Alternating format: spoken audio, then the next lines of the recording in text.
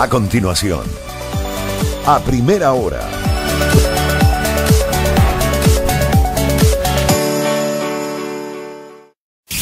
El siguiente programa tiene clasificación A, apta para todo público. Contenido O, opinión y informativo. Las opiniones vertidas en este programa son de exclusiva responsabilidad de sus periodistas y entrevistados. Majestad FM respeta la libertad de expresión con responsabilidad. Majestad FM presenta a primera hora un recorrido informativo por los hechos más importantes del Ecuador y el mundo. Majestad FM presenta a primera hora un recorrido informativo por los hechos más importantes del Ecuador y el mundo. Y la opinión fresca, diversa y plural. Al aire, los contertulios Fabricio Vela y Alexis Moncayo. Bienvenidos.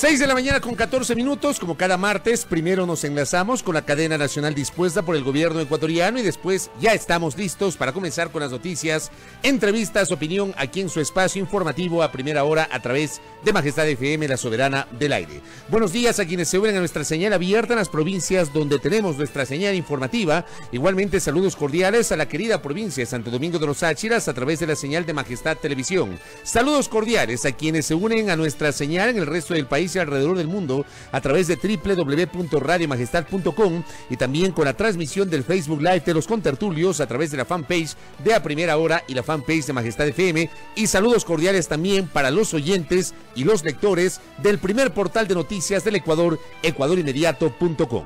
Como cada mañana, los contertulios listos, Alexis Moncayo y quien les habla Fabricio Vela para conducir este noticiero, Wendy Barreiro en la coordinación y manejo de redes sociales, Juan Pablo Constante, DJ Line en el Control Master. Contertulio, buenos días. Muy buenos días, mi querido Fabri, ¿cómo estás? Buenos días con todas y todos, un abrazo a todos quienes nos escuchan y nos ven a través de nuestras diferentes plataformas, un abrazo a todos en Santo Domingo que nos miran a través de Majestad TV, a todos quienes nos siguen a través de nuestra fanpage en Facebook, a través de la transmisión en línea y también desde luego a todos los suscriptores y seguidores del primer portal web del Ecuador, ecuadorinmediato.com, donde también están saliendo los contertulios para alegría y para pesar de muchos. ¿Qué agenda tenemos para hoy, martes 5 de febrero? Muy bien, hoy vamos a seguir hablando con los candidatos. Recibiremos en nuestra mesa de trabajo a Federico Pérez Intriago, quien postula a la prefectura de la provincia de Pichincha, justamente por una confluencia de varias organizaciones políticas, entre ellas el movimiento Creando Oportunidades. Creo recordar que Federico Pérez ya ocupó la prefectura de la provincia de Pichincha en el periodo 1992-1996. También estaremos abordando el día de hoy, conforme era nuestra intención la semana anterior, los temas asociados a esta decisión relacionada con la reapertura de escuelas rurales. Tema que ha sido muy polémico, que es defendido por el gobierno y por un segmento de la sociedad, pero que es cuestionado por quienes en su momento impulsaron el cierre de estos establecimientos educativos y el diseño de las denominadas unidades educativas del milenio. Estará con nosotros justamente para comentar detalles sobre la decisión del gobierno Alfredo Astorga, viceministro de Educación.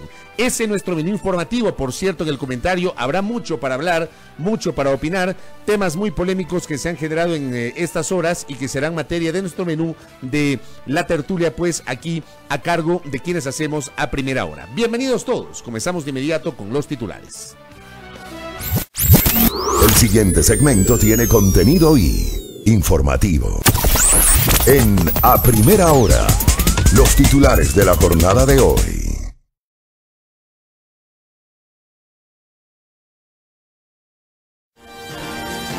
6 de la mañana con 17 minutos, la promoción electoral arranca sin el número exacto de candidatos. La campaña electoral inicia tampoco sin monitoreo. Gobierno llama a la Junta Monetaria a revisar resolución sobre tarjetas de crédito. La Fiscalía anuncia investigación a Alexis Mera por el denominado caso Odebrecht. Y también Fiscalía, exagente Falcón y Chicaiza sí cooperaron eficazmente. Esto en el caso Balda. Finalmente, Ana Galarza amenaza a asambleístas ante eventual destitución. 6 de la mañana con 18 minutos en la primera hora.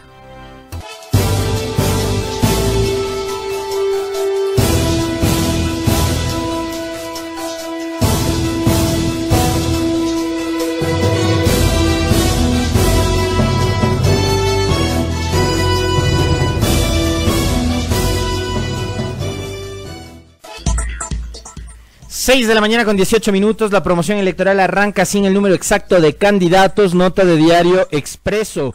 Un arranque con temas pendientes, el monto global del fondo de promoción electoral que será destinado para los candidatos en las elecciones seccionales del 24 de marzo próximo todavía no ha podido ser calculado, pese a que desde la medianoche de ayer inició la campaña electoral. El Consejo Nacional Electoral no contaba hasta ayer con el número definitivo de organizaciones políticas y aspirantes calificados para esta contienda, y aunque el número de inscripciones en suspenso es mínimo, la normativa exige tener las listas completamente cerradas para hacer el cálculo de este rubro que sale del erario nacional. La presidenta del organismo electoral, Diana Atamaín, estuvo ayer en Cuenca. Ahí informó que todos los casos pendientes están en manos del Tribunal Contencioso Electoral y se espera que a más tardar hoy, cuando ya está iniciada la campaña, se resuelvan todas las objeciones. Las candidaturas que están en firme son en más de 20 provincias. Aún no podemos señalar el número oficial de candidatos a nivel nacional por el caso de la provincia del Oro, dijo ayer Atamaín al justificar que en esta provincia se produjeron algunos retrasos que incidieron para no tener una cifra definitiva. 6 de la mañana con 20 minutos. Sobre este mismo tema hay una nota complementaria de Diario El Comercio. Campaña electoral inicia sin monitoreo. La campaña electoral para los comicios seccionales y para la elección del Consejo de Participación Ciudadana y Control Social inicia hoy con procesos inconclusos. Uno de los retrasos importantes será con la adjudicación del contrato para el monitoreo de la propaganda. En el portal del Servicio de Contratación Pública CERCOV, el proceso de monitoreo está suspendido. En los documentos adjuntos para efectuar la subasta inversa no se detalla el presupuesto referencial para la adjudicación. Entre las justificaciones de la licitación, las áreas técnicas del CNE han advertido que la institución no cuenta con infraestructura tecnológica necesaria para soportar el proceso de monitoreo para la campaña proselitista que se extenderá hasta el jueves 21 de marzo. A través de esta licitación, el CNE preveía controlar la propaganda, recabar evidencias del cometimiento de infracciones electorales y obtener reportes diarios y semanales del monitoreo efectuado a cada candidato. Para la adjudicación del monitoreo se presentaron dos ofertas. Sin embargo, los socios de una de las firmas que postuló constaría como contratista incumplido en otros procesos contractuales. Para el monitoreo, la empresa adjudicada debía vigilar la publicidad proselitista en medios nacionales, provinciales y cantonales. En el caso de Galápagos se hizo una excepción. Solo en esa provincia, la delegación provincial del CNE se encargará del seguimiento. Para las 23 provincias restantes, también se debía reportar alertas en el caso de que se cometan 13 tipos de infracciones identificadas por el Consejo Nacional Electoral. 6 de la mañana con 21 minutos.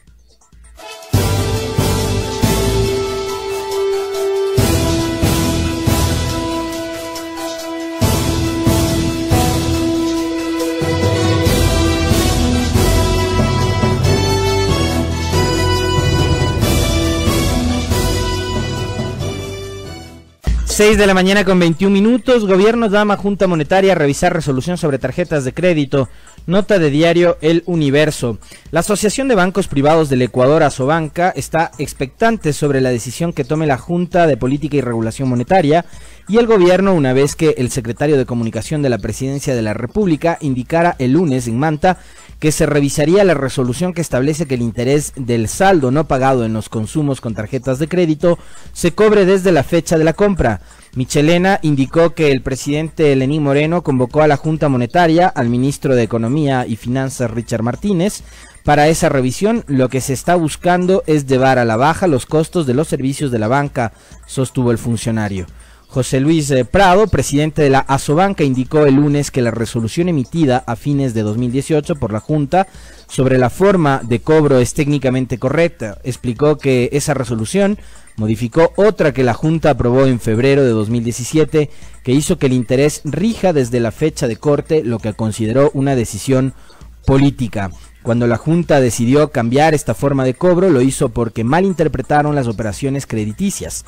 En realidad fue un error, lo que hicieron fue mezclar un tema técnico con un tema político, aseguró Prado. 6 de la mañana con 23 minutos. El portal de noticias ecuadorinmediato.com da cuenta de recientes declaraciones de la asambleísta Ana Galarza. La legisladora del movimiento Creo lanzó una nueva amenaza ante su eventual destitución. De acuerdo a varios legisladores, existirían alrededor de 81 votos para dar paso a esta decisión tras haber sido investigada por presuntos cobros ilegales a sus ex asesores.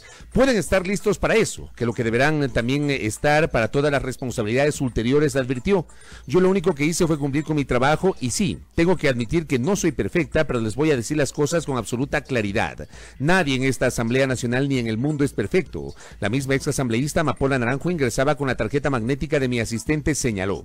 A Galarza le despreocupa el número de legisladores que estén de acuerdo para su eventual destitución. Pueden estar listos para eso, que lo deberán estar también para las responsabilidades ulteriores. Nosotros sabemos que en ese caso somos David contra Goliat. 6 de la mañana con 24 minutos.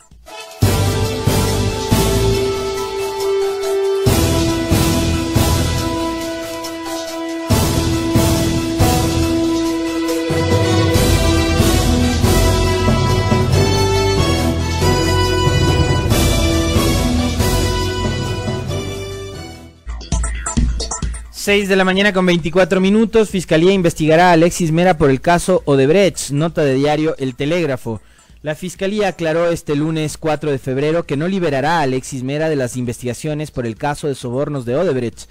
Al momento la Fiscalía se encuentra recopilando la información proporcionada en Brasil por el ex vicepresidente de Odebrecht para América Latina y Angola, Luis Mameri, quien declaró a mediados de enero ante los tribunales brasileños.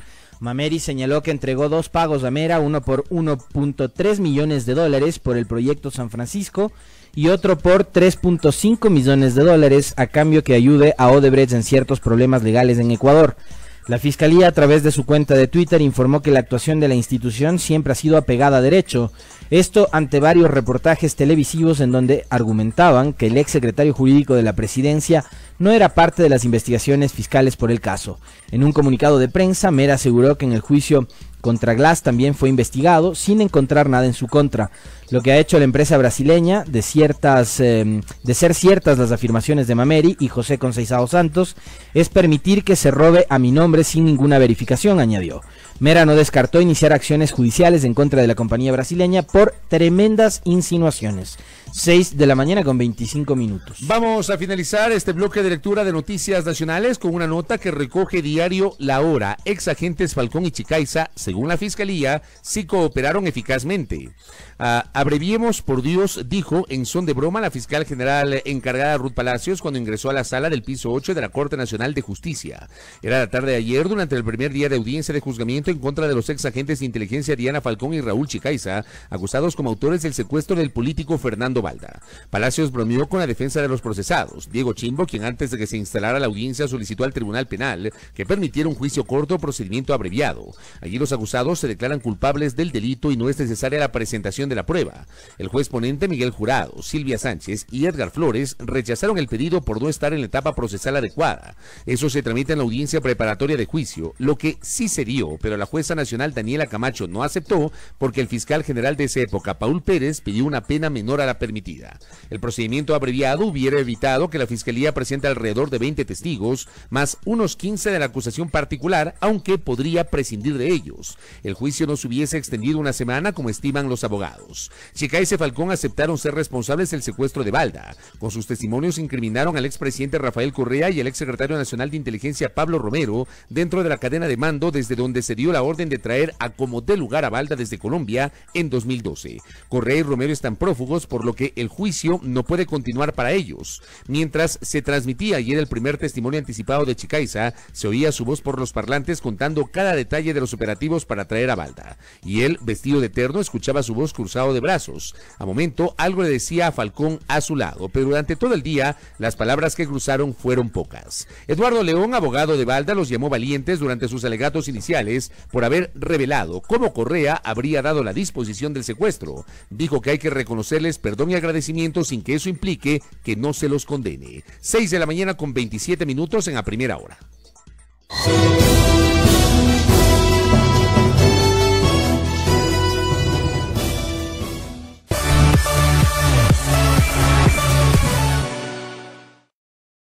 Llévanos contigo a todas partes con nuestra aplicación para teléfonos móviles. Majestad Go. Majestad Go.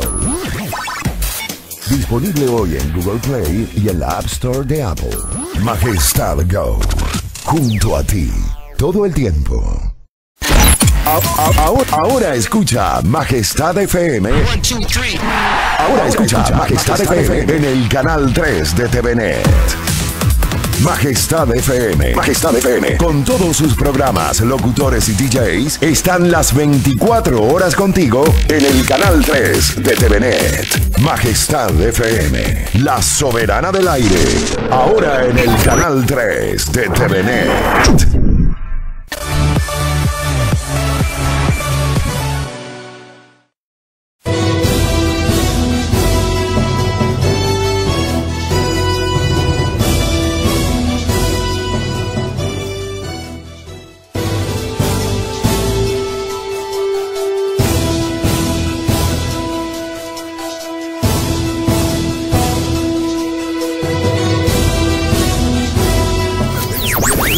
El siguiente segmento tiene contenido o opinión.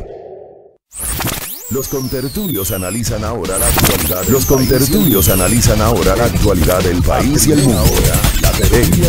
A primera hora, la tertulia del día. Un ejercicio de plena libertad de expresión con responsabilidad.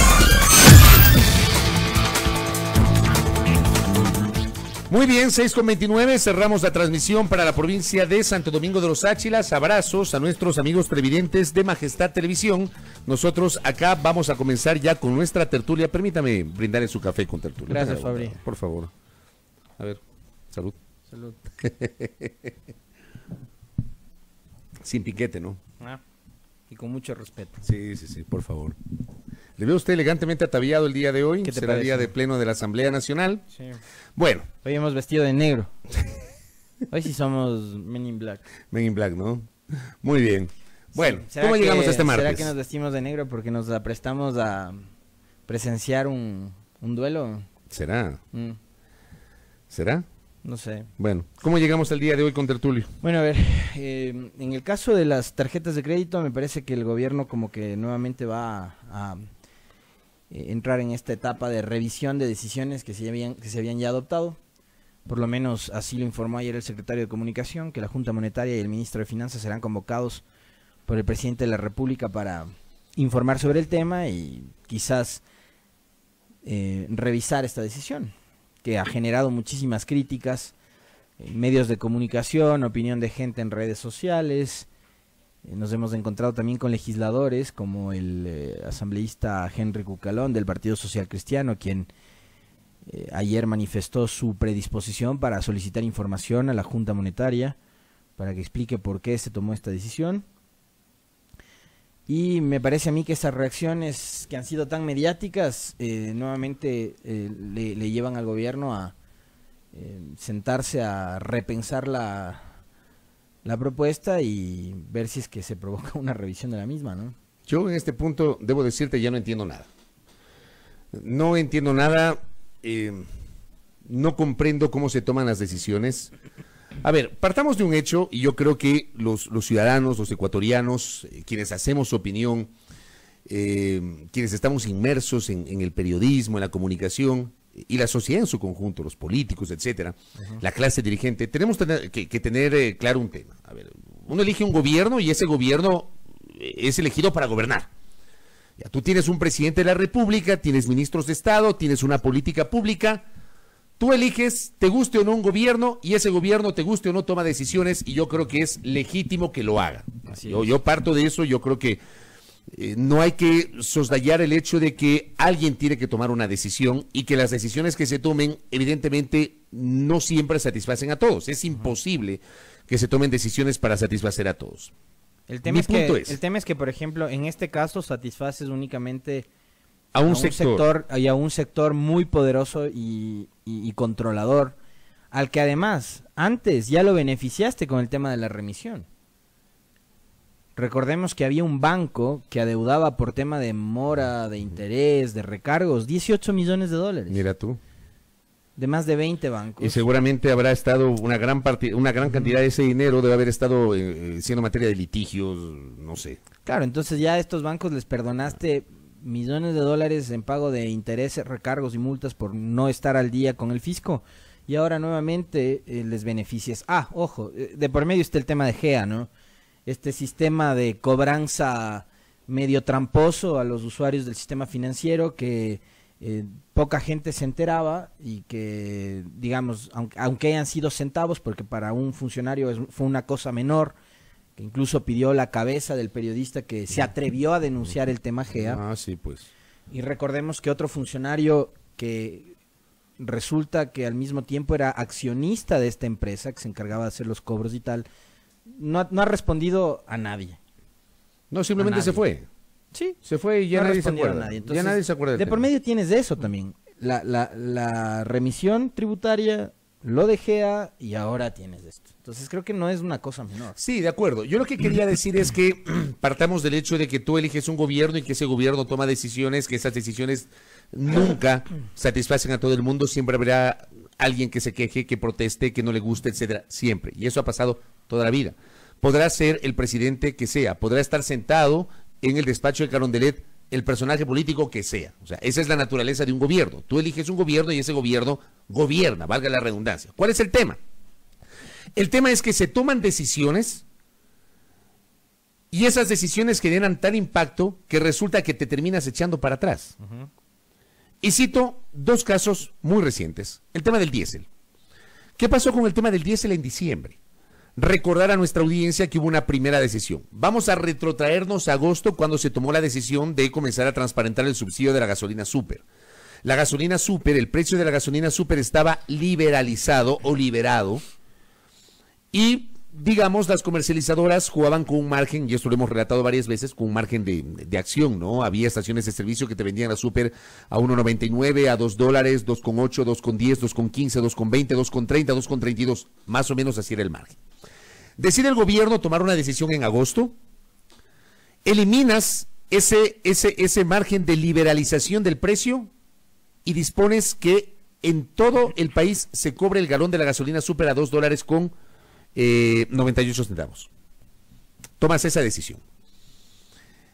Pasa agosto, septiembre, octubre, noviembre. Llegas a diciembre y en diciembre se toma una decisión que es la de aumentar el precio de la gasolina extra, igualmente reduciendo el subsidio. Se incrementa el valor de la gasolina extra, pero retomas, para el caso de la súper, esta política de liberar el precio de la gasolina súper. De esto muy pocos han hablado, ¿ah? El precio de la gasolina súper hoy con Tertulio ha vuelto a estar liberado.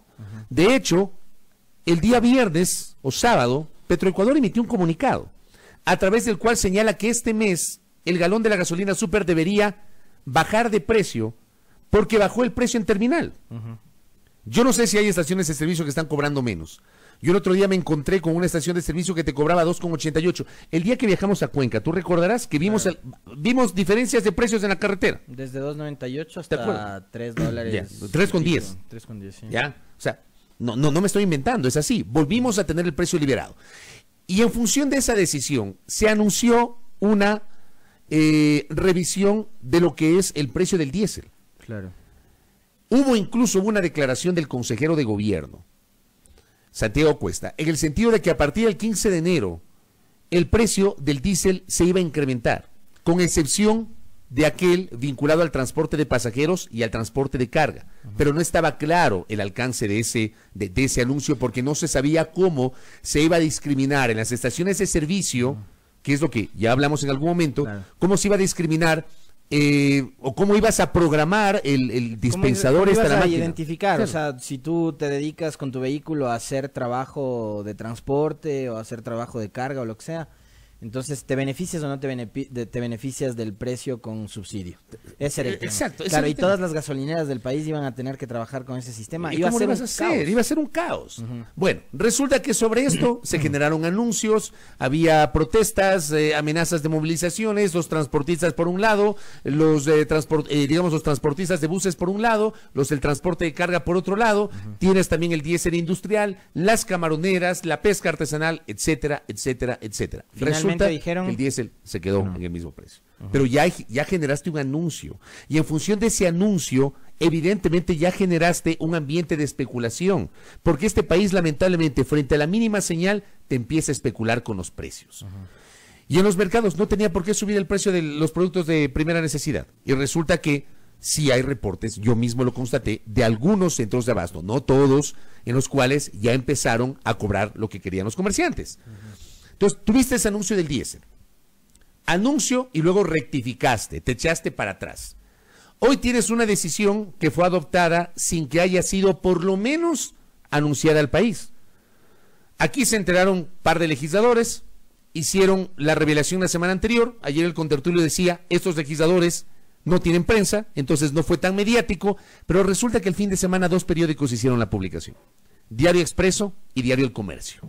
Y ayer se sumaron otros periódicos como El Telégrafo a citar este tema que estoy señalando. Y ya se hizo viral, ya se hizo mediático, ya apareció en los medios masivos. Y claro, tú tuviste un malestar evidente en las redes sociales, fundamentalmente, que es el nicho en el que con mayor fuerza se expresa el común de la gente.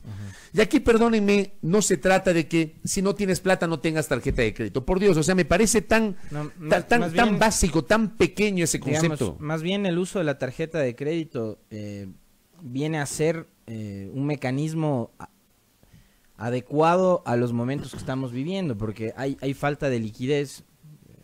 Eso es evidente en el sector público ahora, no sé si tú sepas de eso, pero en el sector público en este momento hay algunas instituciones que no están al día. Entonces me imagino yo que esos padres de familia, esas madres de familia... O sea, no, hay un segmento de servidores públicos que no reciben todavía su sueldo. Sí, sí. Mira tú, yeah. Yo no sabía eso. Tengo entendido que hay un tema, pero esto pasa casi siempre en enero, febrero. Sí, ocurre. porque hay renovación de contratos o cosas así, de acuerdo. Esta no es la primera vez, sí, a mí, digamos, en los medios públicos, Sí, esto sí. me ha pasado desde hace muchísimo tiempo atrás, en algunas ocasiones, a veces se han demorado más, a veces se han demorado menos. Yo recuerdo que una vez durante el gobierno de Correa se demoraron como todo el mes de febrero en pagarte enero. Así fue, por un tema de, obviamente, de reprogramación, de... Claro, en la Asamblea Nacional, por ejemplo, como los contratos, todos los contratos terminan el 31 de diciembre, todos, absolutamente todos, tienes que renovarlos en enero. Entonces, a veces fruto de esa renovación entonces, hay un retraso. Entonces, ponte a pensar tú en ese sí. escenario. O, hablemos del medio de comunicación privado que no pagaba desde noviembre sus salarios a sus trabajadores. Hablemos de ese caso. Ya. Entonces, el padre de familia o la madre de familia de esas empresas que, por ejemplo, no están al día por la razón que sea y también por la situación política económica que atraviesa el país, hace uso de la tarjeta de crédito no para comprarse una chompa de marca o los zapatos con luces para los hijos o para pagar la cuota de un carro. La usas para hacer compras en el supermercado, pues, con tertulio. Con eso das de comer también a la familia. O sea, me parece que tampoco hay que satanizar y tampoco hay que estigmatizar de que solo el que tiene plata utiliza la tarjeta de crédito. Sí, por eso te digo. Ahora, lo que sí yo apelo es al uso responsable de esa tarjeta de crédito. Que es otra cosa. Porque estás utilizando un plástico que te hace creer que tú tienes, que es dinero imaginario, y no es así. O sea, en algún momento tú tienes que pagar las cuotas. Ese es el tema. O sea, yo sí apelo al tema del uso responsable. O sea, a mí me sorprende cuando veo que hay gente que tiene 4 o 5 tarjetas de crédito y wow. O sea, debe ser que tienes mucha plata para que te endeudes en $3,000, $4,000, $5,000 mensuales, ¿no? O sea, yo con una tarjeta, y créeme que llegue el estado de cuenta y yo me pongo medio nervioso, me pongo. Pero yo sí apelo al tema del uso responsable. Pero ahora, ¿por qué satanizar el uso de la tarjeta cuando, por ejemplo, te sirve para esto? Si estás impago, si estás, digamos, con una situación compleja en tu empresa o en el lugar donde trabajas y puedes hacer uso de la tarjeta para comprar un libro para tu hijo, para la escuela, por ejemplo. Ya, o los víveres para la casa, pues. Exactamente. Perdóname, pues. O los víveres para la casa. Por eso digo, o sea, a veces yo he leído, te juro, en estas horas he leído argumentos tan básicos, pero tan básicos como este que estoy señalando.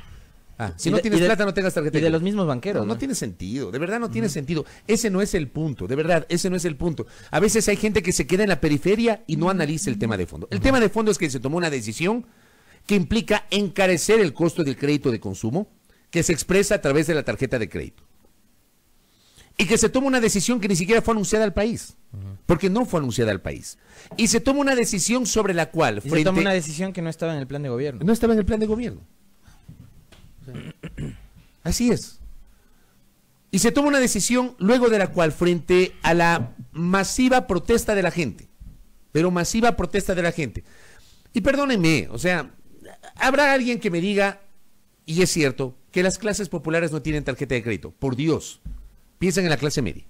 Solamente. No hablemos de las clases populares, pero tampoco hablemos de la clase más pudiente de este país. Hablemos de la clase media. Hablemos, lo que decía el contertulio, el trabajador en relación de dependencia, del sector privado, el servidor público, el burócrata, que tú bien anotabas, ¿qué pasa si no recibe su sueldo? Como tú bien acabas de anotar. Un profesor, una profesora. Trabajador en relación de dependencia, empleado en relación de dependencia, de clase media. No hablemos de las clases populares, que seguramente alguien va a decir, no, el pueblo ya no usa tarjeta de crédito. Ok, hablemos de la clase media. Bueno, y a esa clase popular, ¿en qué le beneficia esto? Porque digo, si a la clase media, por ejemplo, por decirte, nos imponen un incremento del IVA, que ese incremento del IVA implicará una mejor redistribución de la riqueza y tal, digamos que es del mecanismo ¿no? que siempre se discute sobre el tema tributario. Hasta ahí yo te digo está bien, porque si con ese incremento de 1, de 2, de 3 puntos del IVA vas a promover la construcción de nuevas escuelas, de nuevos hospitales, a dotar de medicinas de los hospitales, etcétera, etcétera, etcétera, y vas a beneficiar a las clases populares o va a servir para el programa de vivienda del gobierno, yo te digo, bueno, está bien. ¿Qué es lo que pasó, por ejemplo, con el tema de la ley de solidaridad? Tuvimos 2 provincias, una más que la otra, completamente destruidas después del terremoto del 2016, pero en este país hubo gente que se opuso a la ley de solidaridad.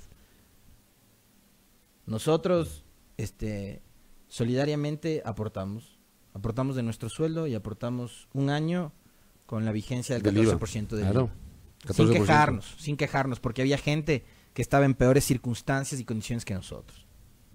Cuestión básica, elemental de solidaridad. Es que hasta ahí llegó la solidaridad. Que después del gobierno de Correa, ¿qué habrá hecho con esa plata? Y el señor Bernal en la reconstrucción, ¿qué habrán hecho con esa plata? Eso es tarea de la Contraloría investigarlo. Y también de la Asamblea, que se supone que iba a hacer cada 6 meses un seguimiento al tema de la reconstrucción. Sería bueno saber si lo están haciendo, no sé en qué habrá quedado. Aunque están dedicados a los escándalos, pero bueno. Claro, pasan metidos en los shows que no les gusta que comentemos nosotros, o en especial yo. Entonces... es que usted es un influencer con tertulia, por favor. Tú más que yo. No, usted. Mi Fabri. Verá, mi Fabri. Entonces, cuando ocurren estas cosas, cuando a la clase media le obligan a aportar un poquito más para ayudar a los de abajo, te juro que la gente no se opondría tanto. Pero el tema es que acá, a la clase media, que se supone que es la que está afectada, o en general los que usan tarjeta de crédito, solo van a beneficiar a la banca, pues. Y la banca no es la casa del muchacho trabajador. ¿O me equivoco? No, así es. Así es. Los banqueros manejan miles de millones de dólares. Así es. Entonces no estás beneficiando tampoco a las clases populares. No, o sea, no lo estás por eso haciendo. ese pretexto, ese argumento de que la clase popular no usa tarjeta de crédito, está bien, ya, no usa tarjeta de crédito, pero ¿con qué se beneficia? Por acá Milton Pérez. Hola, Milton. Ya regresó de la Gran Manzana, entiendo, estaba muerto de frío ahí, parecía pingüino en Manhattan, tremendo frío. Sí, le vimos una foto que parecía Bane. Dice, dejen en paz la cuota fácil, dice. Oye, por acá tengo un mensaje, lo que dice Juan Carlos Díaz, ¿no? Lo que hace falta es educación financiera y al mismo tiempo que los bancos dejen de estar llamando a ofrecer tarjetas. Y dejen para cuando la gente necesite se acerque y pida. Dice Juan Carlos que nos escribe al Twitter. Cuando te acercas y pides, no te la dan. No te dan. Claro. Te llaman a ofrecer. César Armando Bermeo dice algo que es absolutamente real, que creo que también hay que valorarlo. Tú eliges un gobierno para que cumpla el plan de gobierno que exhibió en campaña, no para que gobierne con plan de gobierno del candidato perdedor, dice, porque claro, hay sectores de la sociedad que opinan, que creen que lo que está haciendo el actual gobierno es gobernando con un plan de gobierno distinto al que le permitió ganar las elecciones. Digamos, ese es un tema que hay que seguirlo valorando y discutiendo, pero en este caso en particular, y retomando la génesis de este comentario, ayer el señor secretario de Comunicación hizo el anuncio de que el gobierno va a revisar esta medida. Acá, por ejemplo, el titular de Diario del Comercio me llama la atención porque dice, gobierno llama a Junta Monetaria a revisar resolución sobre tarjetas de crédito. Perdónenme, señores, la Junta Monetaria está liderada por un ministro de Estado que es parte del gobierno. Entonces, el gobierno no debe llamar a la Junta Monetaria. El gobierno debe simplemente liderar una revisión de esta medida si es que así lo considera. Mi punto es, ayer habló el señor secretario de Comunicación, no habló el señor ministro de Finanzas. No habló el señor ministro de Finanzas. Yo creo que ayer se necesitaba un mensaje fuerte, poderoso, directo por parte del señor ministro de Finanzas, de Economía y Finanzas, el economista Richard Martínez, respecto de este tema para clarificar. Yo he señalado esto en varias ocasiones. O sea, si no quieren que crezca el rumor o si no quieren que haya alguna tergiversación de alguna decisión que se tome, por favor informen. Informen, pero no lo hacen. Ayer simplemente nos quedamos con un anuncio del señor secretario nacional de Comunicación en el sentido de que efectivamente el señor presidente de la República ha pedido la revisión de esta medida. Yo no sé en este punto si el presidente Moreno estuvo enterado de esta medida. No sé si estuvo enterado. O sea, a mí me invita a pensar de que o no estuvo enterado, o si estuvo enterado, no tomaron nota del alcance que puede tener esta medida. Porque, perdóneme, estás encareciendo el crédito de consumo. Y no estás afectando a las clases pudientes. No es así, no es así. O sea, amplíen un poco la visión. La clase pudiente no paga el mínimo. Pues. Por favor. La clase pudiente no paga el mínimo. Paga el mínimo el trabajador que vive al día. ¿Ah? Los chidos pagamos el mínimo. Perdóname, es que es así. Entonces, pretender colocar a todos en el mismo saco o pretender estigmatizar a quien tiene una tarjeta de crédito, por favor. De verdad, por favor. Yo sí pido que ampliemos un poquito la visión sí, a la sociedad. Pero sí te das cuenta de lo que yo te planteaba ayer, la discusión sobre el momento económico que estamos viviendo y los mensajes, los discursos que se han emitido durante los últimos años en materia económica. Yo, por ejemplo, digo, no me voy a meter a defender lo que hizo Correa porque está clarísimo que también le dejó al país con una situación difícil y con una deuda compleja. Y con unas condiciones de pago también que incluyen el compromiso de estar enviando permanentemente petróleo a la China. O sea, dejó comprometido hasta los recursos naturales. Pero, digo, había políticas que de alguna manera trataban de proteger también a la economía. Una era, por ejemplo, el tema de las salvaguardias, que a nosotros nos pudo haber encarecido el precio de un perfume, un chocolate. De la Nutella. De la Nutella. del whisky. De las llantas para nuestros vehículos, pero digamos, esas no son cosas urgentes, claro. Cosas que la gente necesita en el día a día para vivir, para poder sostener su hogar. Yo comprarme una chompa de montaña que cuesta $300 no es una urgencia. Para mí una urgencia es darle de comer a mi hija y pagarle la educación. Entonces, por esa misma línea y por esa misma vía estaba el tema del dinero electrónico. Ayer yo te planteaba esa discusión. En ese momento el dinero electrónico era un invento del diablo. Quería acabar con la dolarización, despedazar el sistema financiero. Todo el mundo hablaba de que iba a romper el sistema financiero, el dinero electrónico. Y a mí, por ejemplo, yo te contaba ayer y les contaba ayer que me sirvió para recuperar como $45 en un par de meses, que los utilizaba en una cadena que después fue víctima del desprestigio de algunos opinólogos. No vayan a comprar allá porque esa cadena le está colitando a Correa. Y ahora veo que algunos de esos opinólogos son imagen de esta cadena de supermercados. Así son de incoherentes. O sea, ¿qué vamos a hacer? Esa es la prensa también que tenemos. Pero la cadena también es incoherente. Claro, de alguna manera, ¿no? Pero, digamos, está usando personajes que están de moda, que a la gente les caen bien, que les parecen simpáticos, ¿no? Etcétera. El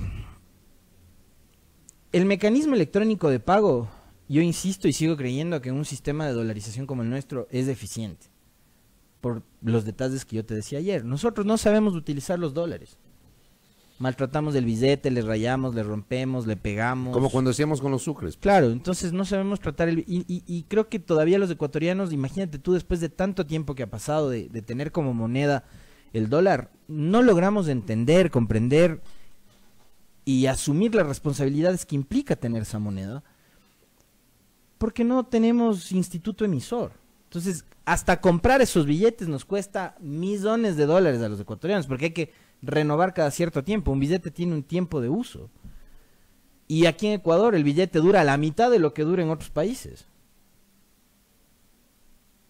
Por cierto, el billete que más se gasta es el de $10, que es el que más circula. Ah, mira tú. Claro, es el que más circula, entonces es el que más rápido se desgasta. Entonces, esas cosas, esos detalles creo que hay que tomarlos en cuenta. pero no importa. Hicimos pedazos del proyecto del dinero electrónico, ya no. Ahora resulta que las tarjetas de crédito las usan solo los ricos. Los ricos. O sea, me parece que son unos discursos clasistas, discriminatorios, ridículos. No, sí. Totalmente. Por acá Andrés Reliche me escribe algo que es un detalle también llamativo. No deja de sorprender que la medida se haya adoptado en diciembre. Miren ustedes, en diciembre. Y no le hayan informado a la gente. Estamos 5 de febrero del 2019. Nos enteramos el fin de semana del 2 y 3 de febrero. Y la medida fue tomada en diciembre. ¿Eso qué quiere decir? Que en enero ya se aplicó la medida. Y ahora la van a revisar. De verdad pero ni sueñen con que les devuelvan lo que pagaron en enero. No, eso no pasa. Eso no pasa. Hay un término ahí muy popular que no lo voy a utilizar, pero ustedes me entienden. Saben perfectamente cuál es ese término popular cuando te cobran y no te devuelven. Ni sueñen de eso. Bueno, de este tema evidentemente hay que estar expectante a ver cómo se revisa la medida. Si se la matiza, si se la modifica o simplemente se la deroga. Habrá que ver, pero yo insisto, me parece muy llamativo que se tomen decisiones, que fruto de esas decisiones hay algún tipo de descontento popular y termines echándote para atrás. Pasó con el diésel, pasa hoy justamente con el tema de las tarjetas de crédito. Y esas son cosas que uno realmente no las entiende. En lo político sí, hay dos cosas. Vamos con lo político. Información, el día jueves será la sesión de pleno de la Asamblea donde se va a definir sobre el futuro de la legisladora Ana Galarza, que ayer abrió nuevamente fuego contra todo el mundo que ose criticarla y cuestionarla. Ha dicho que va a demandar por la responsabilidad ulterior del voto a los legisladores. Hoy hará la convocatoria la presidenta, todavía está por confirmarse la hora. No sí, todavía no era convocatoria. Ayer dijo que podría ser cerca del mediodía la convocatoria para el jueves. Y lo otro, el anuncio del presidente el día de ayer de que no va a poder cumplir con el ofrecimiento de campaña de las 325,000 viviendas porque Correa se ferió toda la plata, entonces serán solamente 220,000. ¿Y será que alcanza las 220,000 en lo que resta del gobierno? Yo quisiera saber a estas alturas ¿cuántas están construidas? ¿Cuántas ya están? O sea, sí me parece a mí que el Ministerio de Vivienda debería presentar al país, en concordancia con este anuncio ayer del presidente Moreno, las cifras de cuántas casas se han construido. Yo no tengo idea si se han construido casas, no tengo idea. Y no quiero hablar, digamos, no quiero anticiparme y decir algo que no sé, no lo sé. Yo sí planteo que el Ministerio de Desarrollo Urbano y Vivienda debería informar al país cuántas viviendas, en dónde y a cuántas familias han beneficiado. Me parece importante. Y de esas cuántas más se podría proyectar construir hasta el final de la administración del presidente Moreno, previsto para el 24 de mayo del 2021. Ojo, el gobierno está a puertas de cumplir ya su segundo año, de cerrar a su segundo año de mandato. Estamos febrero, marzo, abril, mayo. El 24 de mayo, el presidente Moreno empezará su tercer año de mandato. Me parecería interesante, para no hablar, digamos, a la ligera, para no ser muy ligeros en este tema, sugiero respetuosamente que el Ministerio de Desarrollo Urbano y Vivienda le informe al país cuántas casas se han construido, cuánto han invertido, a quiénes han beneficiado, en qué sectores, cuál ha sido el nivel de coordinación con los gobiernos locales, quién donó los terrenos, o a quién le compraron los terrenos, etcétera, etcétera, etcétera. Sobre el tema de Ana Galarza que citaba el contertulio, rápidamente, yo sí quiero comentar a nuestra audiencia por un tema de transparencia, porque creo que la audiencia, la sociedad merece que nosotros como medios manejemos el tema de la transparencia. Nosotros hicimos una invitación para que la asambleísta Galarza pueda asistir acá a este espacio. Ella ha decidido no hacerlo, está en su derecho, está en su pleno derecho. Pero sí quiero comentarles que nosotros hicimos la gestión de invitar a la asambleísta Galarza para que converse con nosotros y obviamente generar los cuestionamientos que tienen que ver con todo el escándalo que podría en este momento provocar una sanción sobre ella. No sabemos si finalmente será una sanción administrativa o podría desembocar en la destitución el caso de Ana Galarza. Sí quiero convocar públicamente y quiero pedir públicamente que la asambleísta Galarza, creo yo, me parece a mí que en algunos pasajes de su discurso, si no en todos, sobre todo de sus últimos discursos, ella lamentablemente está incurriendo con sus acciones y con sus discursos en lo mismo que ese mismo sector político al cual ella representa criticó durante la década anterior. O sea, falta más tolerancia frente a la crítica pública. La autoridad o el funcionario está sometido de suyo al escrutinio público y eso no hace que los periodistas o quienes hacemos opinión seamos enemigos de la autoridad a la cual estamos criticando. O sea, sáquense ese chip de la cabeza. Si eligen ser autoridades, si eligen participar en una elección y llegan por el favor popular a ocupar un cargo de elección popular, o si son designados ministros de Estado, o lo que sea, están sometidos al escrutinio público. Y eso no se entiende. Por Dios, no se entiende. No se entendió antes y no se entiende hoy. Y lo que a mí realmente me sorprende es cómo lo mismo que criticaban antes resulta que terminan haciéndolo hoy. Judicializar la opinión. Ya, judicializan la opinión, no son permeables a la crítica. Son los mismos que ahora reformaron la ley de comunicación, ¿no? Ya. O sea, seamos un poco más permeables a la crítica, de verdad.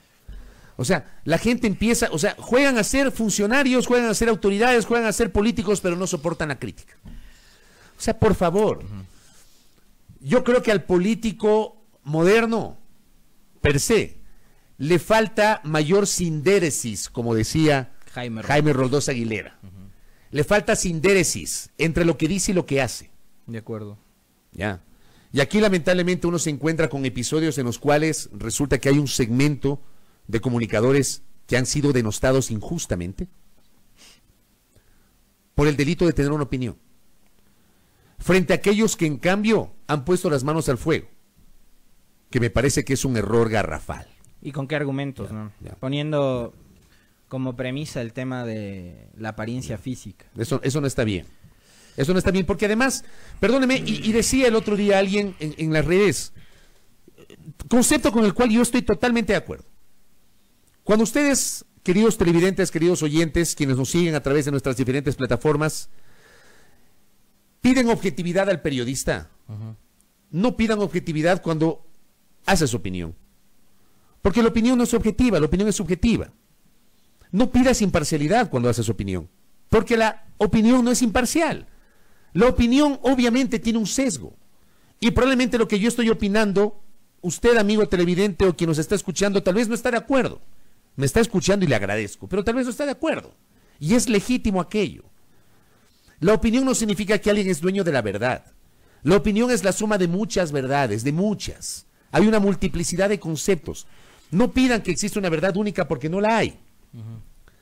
Entonces, uno tiene el derecho y desde el periodismo tiene el legítimo derecho de opinar. Y cuando opinas, tomas partido. Pero por supuesto que tomas partido. Pero es que es así. ¿Cuál es el tema? Que hay momentos en los cuales, pese a que puedes tomar partido, tienes que ser muy riguroso en lo que dices, incluso cuando opinas. Por ejemplo, en casos de investigaciones judiciales. Poner las manos al fuego por alguien que está siendo investigado y decir que fulano, sultano, mengano, perencejo es culpable o inocente, porque sí, es un error del periodismo, desde mi punto de vista. Puedo estar equivocado. Puedo estar equivocado. A mí no me corresponde decir que la asambleísta Galarza es culpable o inocente. No me corresponde decir que ella está siendo injustamente perseguida políticamente por su condición de mujer. No me corresponde decir eso. Porque está siendo ella está incursa en una investigación política. Y judicial, porque hay un proceso en fiscalía. Por favor. O sea, vamos más allá. Sobre el caso de Ana Galarza hay una serie de interrogantes que hasta el sol de hoy no tienen respuestas. Por ejemplo, el tema de sus asesores y la forma como sus asesores cobraban el sueldo. Yo te voy a plantear sobre ese tema un dilema. De cómo un sector de la opinión pública se escandaliza cuando hablan de que Glass, al estar preso, percibe un sueldo vitalicio como ex vicepresidente.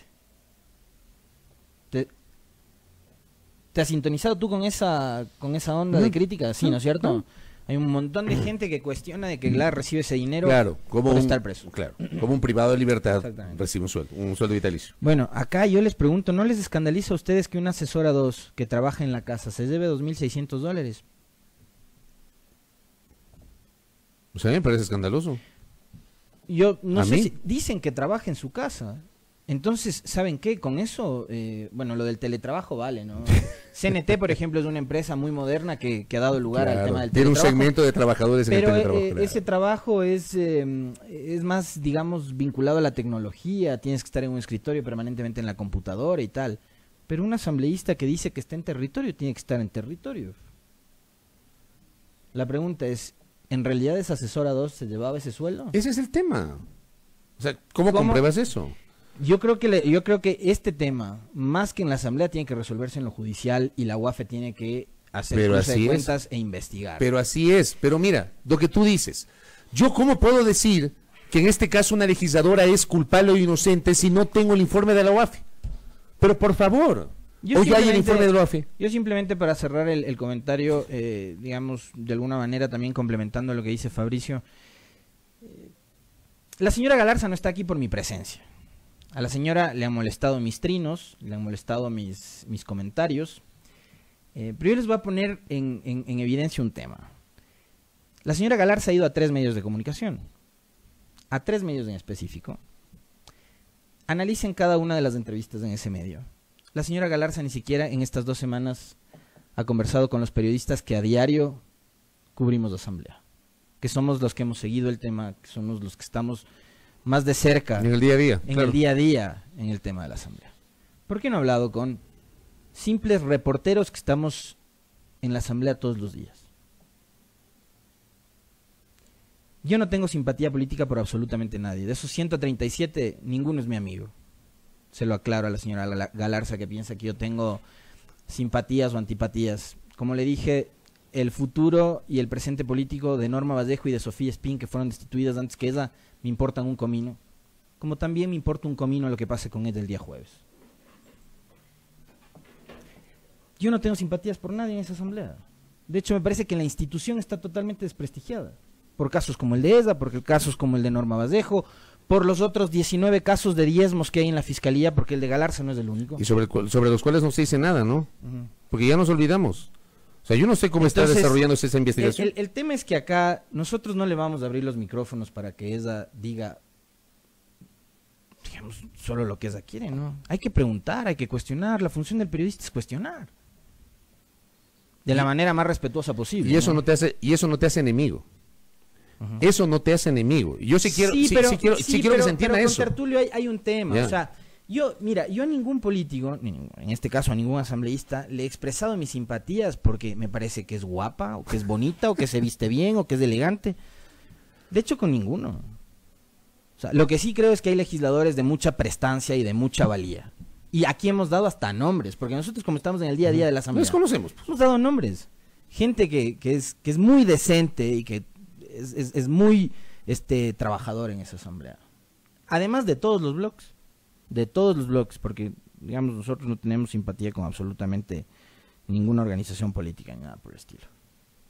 Pero bueno, si no quiso venir, qué pena, ¿no? No, me hubiera encantado preguntarle un montón de cosas. El político tiene que ser permeable a la crítica, perdóneme, a la crítica respetuosa, porque yo tampoco comparto esa otra crítica, ¿no? Esa crítica de amenazar a colegas, asambleístas, no, colegas suyos, eso es incorrecto. De amenazar a periodistas. Eso es incorrecto. Yo creo que ahí hay una equivocación. Yo ojalá que se entienda este comentario, ojalá que se entienda. Que se entienda este comentario que estamos haciendo. El periodista está para criticar, no para adular. El periodista no puede vivir de la tiene que vivir de la criticidad, no del adulo. Y el hecho de generar esa criticidad no te hace enemigo. No te hace enemigo. O sea, lamentablemente el político de hoy no entiende eso, no comprende, no lo asimila. Lamentablemente es así. Y claro, como vivimos en un mundo de nuevas tecnologías, de las redes sociales, del internet, del Facebook, del Twitter, del Instagram, resulta que obviamente tú expresas o exteriorizas tu opinión y ya enseguida te cae. Bueno, vamos cerrando el comentario, ya lo tenemos a Federico Pérez en antesala. ¿Dónde está? Saludos pues al señor Fernando Salme, que por acá nos escribe. Don Ronnie nos saluda. Don Ronnie Rodríguez dice que me comenta que ayer el asambleísta Henry Cucalón ha señalado que no entiende y que no justifica la cesación de los asesores de Ana Galarza, que fue resuelta la semana anterior. Eso lo dije en su momento. Eso es pretender cortar la cuerda por el lado más delgado. Y no sabe si eso consta, entendemos que no consta en los informes de mayoría y minoría. El primero en decir eso fui yo. Sí.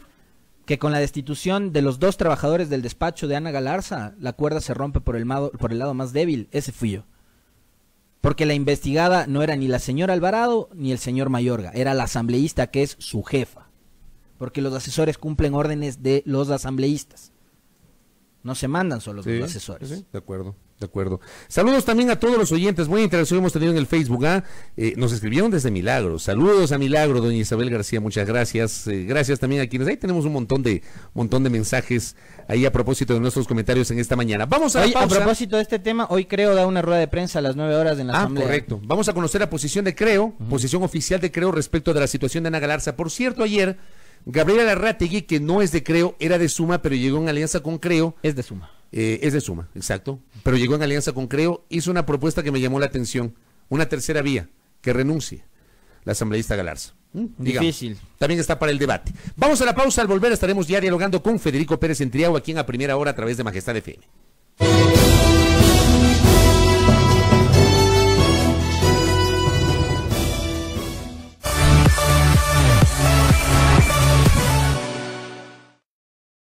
Llévanos contigo a todas partes con nuestra aplicación para teléfonos móviles.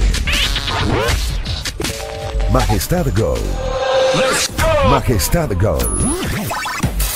Disponible hoy en Google Play y en la App Store de Apple. Majestad Go. Junto a ti, todo el tiempo. Ahora escucha Majestad FM. Ahora escucha Majestad FM en el canal 3 de TVNet. Majestad FM. Majestad FM. Con todos sus programas, locutores y DJs, están las 24 horas contigo en el canal 3 de TVNet. Majestad FM. La soberana del aire. Ahora en el canal 3 de TVNet.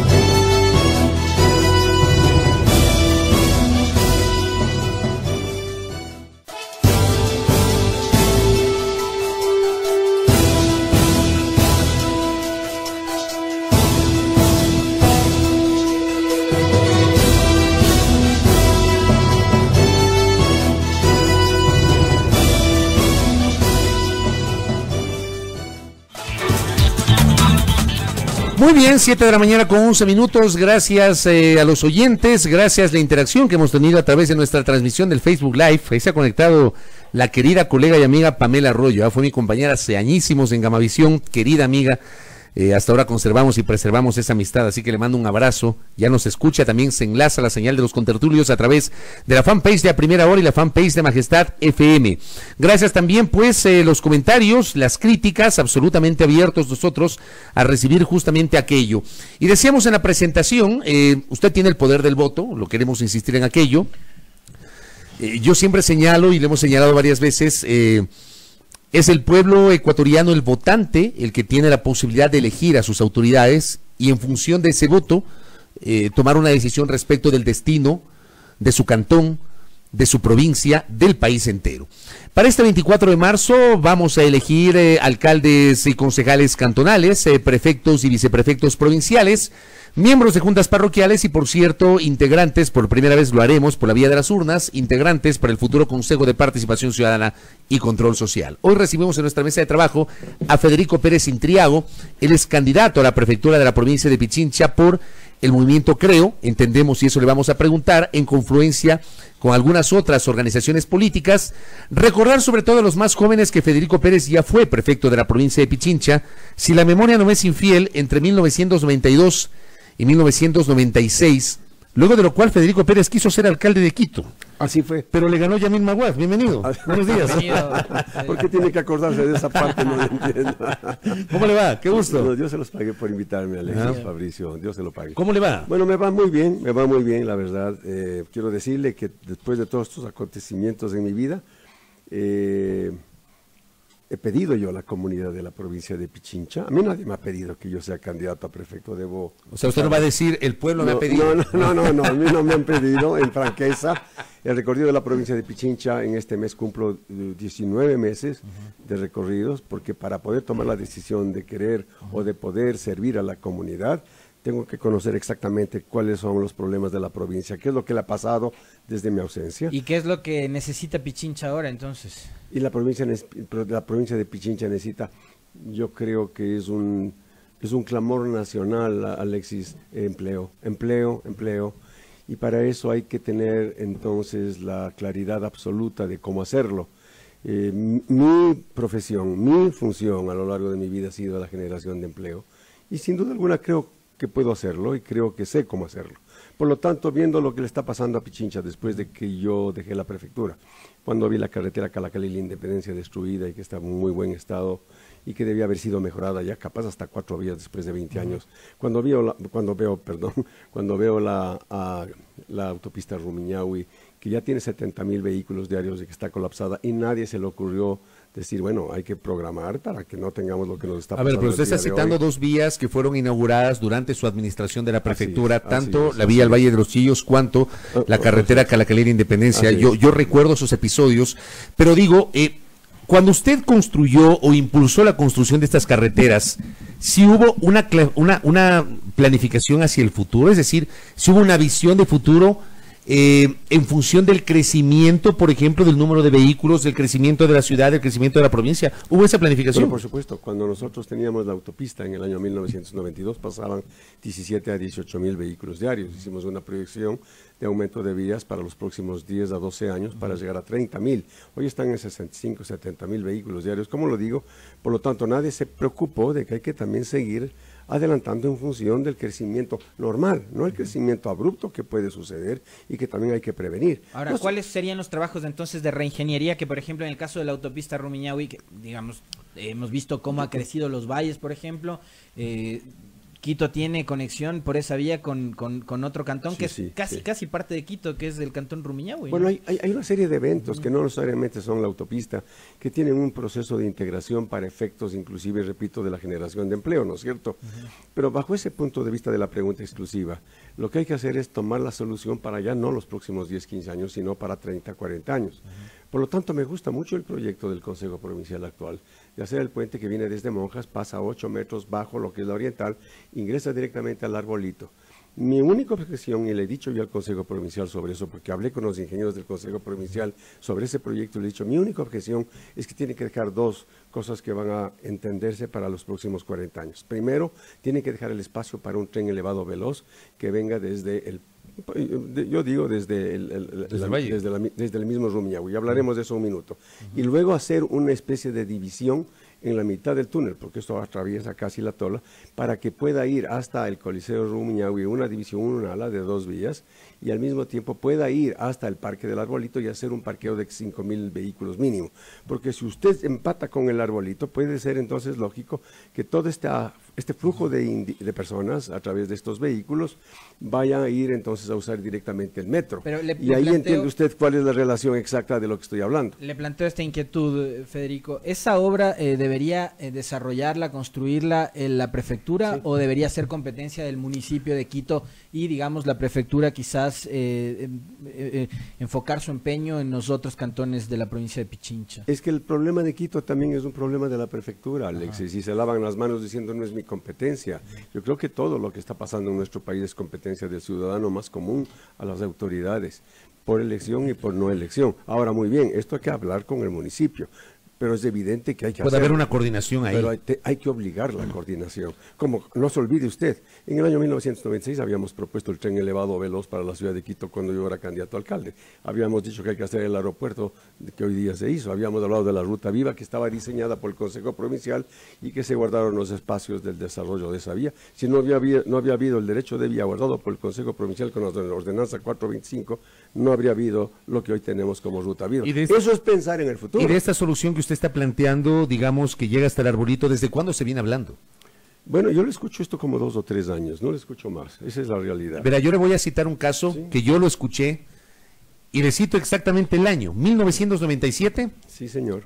Hubo una sesión solemne en el Consejo Provincial de Pichincha con la presencia del entonces presidente interino Fabián Alarcón y el prefecto Rafael Reyes Uribe. Sí, y Rafael Reyes, claro, eran del mismo partido, del Frente Radical Alfarista. Rafael Reyes estaba muy contento porque Alarcón era presidente interino, había sido designado ahí por el Congreso como presidente interino, y él ofreció, me acuerdo clarito, ofreció en su discurso que con Alarcón como presidente interino iban a construir este puente que iba a enlazar el sector de la Vicentina directamente con la autopista del Valle de los Chillos. Recuerdo claramente que el sector de Monjas. Bueno, ya, le estoy hablando del año 97, 22 años atrás. Hasta el sol de hoy no pasa nada. Yo entiendo lo que usted dice. Y también he escuchado de la autopista Quito-Guayaquil desde que yo era niño. Pero el proceso no está dado en quién escucha. El proceso está dado en quién lo implementa y cómo se lo hace. Claro, y el proceso también de platas. No, es que también no es solamente el proceso de platas, también es el proceso de decisión y de liderazgo. Fabricio, dejémonos de cosas. ¿Qué es lo que está pasando, por ejemplo, en todo lo que corresponde al agro? ¿Qué es lo que está pasando con lo que corresponde a las vías de la provincia de Pichincha? Pichincha tiene 4.688 kilómetros de vías, de las cuales el 17% de esas vías son pavimentadas. Quiere decir que 750 kilómetros de vías están en buen estado. Buen estado que hay que seguirle manteniendo en mantenimientos menores y no mayores. Luego tiene usted un 21% de vías que son de segundo orden, quiere decir que son empedradas y lastradas. Ese 21% significan exactamente 1.024 kilómetros de vías. Usted tiene la obligación en este gobierno que vamos a entrar de pavimentar por lo menos las 1.024, porque eso no solamente va a generar riqueza, va a generar la producción agrícola. ¿Y de esos kilómetros cuántos están pavimentados hoy? De los 1.024 están simplemente en tierra, es decir, en el lastre, y están empedrados. Y le voy a citar exactamente, si usted me diera a mí una hora, le diría exactamente dónde están las de lastre y dónde están las de piedra. Pero después de eso tiene usted 2.840 kilómetros, que son el 63% de las vías que están en tierra. Quiere decir que en el invierno son lodo y en el verano son polvaredas. A esas hay que transportarlas de terciarias a secundarias. Cuando usted tiene estos dos elementos y usted tiene para pavimentar, por ejemplo, las vías que acabo de mencionar, las 1.024 vías, Alexis, y usted puede invertir, debe invertir $263,000 por cada kilómetro, porque estas ya tienen su base, tienen la base y tienen al mismo tiempo la dirección de la vía. Usted puede invertir y debe invertir no más allá de $270 millones en la pavimentación de esas vías. Para regenerar las terciarias a las secundarias, usted tiene que invertir otros $270 millones porque ya están las vías construidas para poderlas llevar al lastre y poderlas llevar posiblemente hasta el empedrado. Esto confluye en un Pichincha productivo de 4.700 hectáreas, es decir, de vías, kilómetros de vías, para producir todo lo que usted me pregunte. Todo lo que usted me pregunte le voy a decir dónde vamos a producir. Ahí con las vías entonces ya tenemos acceso a los distintos lugares de la provincia y le pregunto entonces qué hacer con otros dos sectores que también deberían considerarse estratégicos, ¿no? El turismo y el tema ambiental también. Estupendo. Y dentro del turismo también tenemos otro, que es la regeneración agrícola. Porque usted también debe entender, y debemos entender, Pichincha tiene 612,000 hectáreas de campos. 612,000 y solamente el 52,000, menos del 8%, Alexis, tiene riego. Por lo tanto, la preocupación nuestra es, hoy día mismo tenemos el gran ejemplo, cuando usted tiene alrededor de 490,000 hectáreas que no van a producir este invierno porque San Pedro no se ha acordado de nosotros. Ya va a ver usted cuánto le cuesta el melloco, cuánto le cuestan las habas, ya va a ver usted, porque menos producción evidentemente hay mayor precio. Usted tiene que incorporar por lo menos con decisión 50,000 hectáreas de producción al agro. Por lo tanto, usted tiene que implementar el proyecto de riego, que antes era el proyecto de riego Tabacundo, día llamado Cayame Pedro Mocayo. Tiene que incorporar el proyecto Huanguilquí allá en Cangagua para incorporar 2,000 hectáreas más de producción. Tiene que incorporar el proyecto de riego contra hierba y el proyecto de riego Gargantilla aquí en Yaruquí para que pueda regar dentro de la población de Quito o del cantón Quito alrededor de 1,000 hectáreas más de producción. Tiene que incorporar el Toro Pugro, que es el proyecto de riego que está allá en Pinta. Y tiene que incorporar el proyecto Cariaco, que está en Mejía. Todo eso significa 40,000 hectáreas de producción. Usted une las 52 y las 40,000, duplica casi la producción agrícola. Con ese riego, usted lo que tiene que hacer es ahora comenzar a exportar. Por lo tanto, vamos a producir chocho para la exportación, vamos a producir amaranto, vamos a producir quinoa. No se olvide de las producciones de los productos no tradicionales. Tiene que volver entonces a la ruta del café, que es una ruta magnífica. Ayer le escuchaba a uno de los candidatos decir que estaba abismado porque fue a ver el Chocó Andino por primera vez. Estuvo ayer con nosotros aquí. Sí, bueno, yo lo escuché todo, yo respeto todo lo que dijo, pero el Chocó Andino yo lo he visitado 170 veces. Y no solo el Chocó Andino, Maquipucuna es la reserva maravillosa que hay que también proteger. Estos temas que acabo de mencionar significan qué es lo que hay que hacer. Ahora viene el turismo. Cuando nosotros pavimentamos, como usted lo ha hecho muy inteligentemente, 1,024 kilómetros de pavimento y mejoramos las terciarias y las secundarias, le voy a dar un ejemplo, Gualea Cruz para llegar a Pacto. Cuando usted llega a Pacto, usted puede entonces y debe pavimentar a Guayabillas. Guayabillas la va a conducir directamente al Pachijal. Del Pachijal usted llega directamente hasta la Celica o puede llegar a la Conrad Adenauer. Ahí bifurca una pavimentación fantástica que va de este a oeste para llegar al Cabuyal y al Negrito. Del Cabuyal al Negrito puede llegar a la Simón Bolívar. De la Simón Bolívar empata directamente para pasar por Puerto Quito para llegar a Caoni. Y del Caoni tiene que hacer un puente de 74 metros de luz para llegar directamente a empatar con la carretera que viene de los bancos hasta Valle Hermoso, Santo Domingo, Los Colorados. Un ejemplo de una vía que integra no solamente Palmito, integra Abacá, integra por supuesto Palma Africana, integra las flores extraordinariamente maravillosas que son las flores tropicales. Pero todo eso suena maravilloso y me parece espectacular lo que está diciendo, pero para eso se necesita plata. ¿De dónde van a sacar los recursos? Claro. Fabricio, querido, la plata no es el problema, es la mentalidad que tenemos los ecuatorianos. Pero sí se requiere recursos. Pero le voy a decir cómo lo voy a hacer. Y le voy a decir cómo lo voy a hacer. El Consejo Provincial tiene un presupuesto exacto de 221 millones de dólares. Ese presupuesto está muy mal diseñado a propósito, porque el gobierno central le entrega 50 millones para gasto corriente, le entrega 60 millones para gasto de capital. A propósito, le entrega 40 millones para la vía Loax Santo Domingo, lo cual es medio inconsulto, porque esa vía está concesionada a la compañía de Hidalgo Hidalgo, que hay que revisar. Que me escuchen, voy a revisar.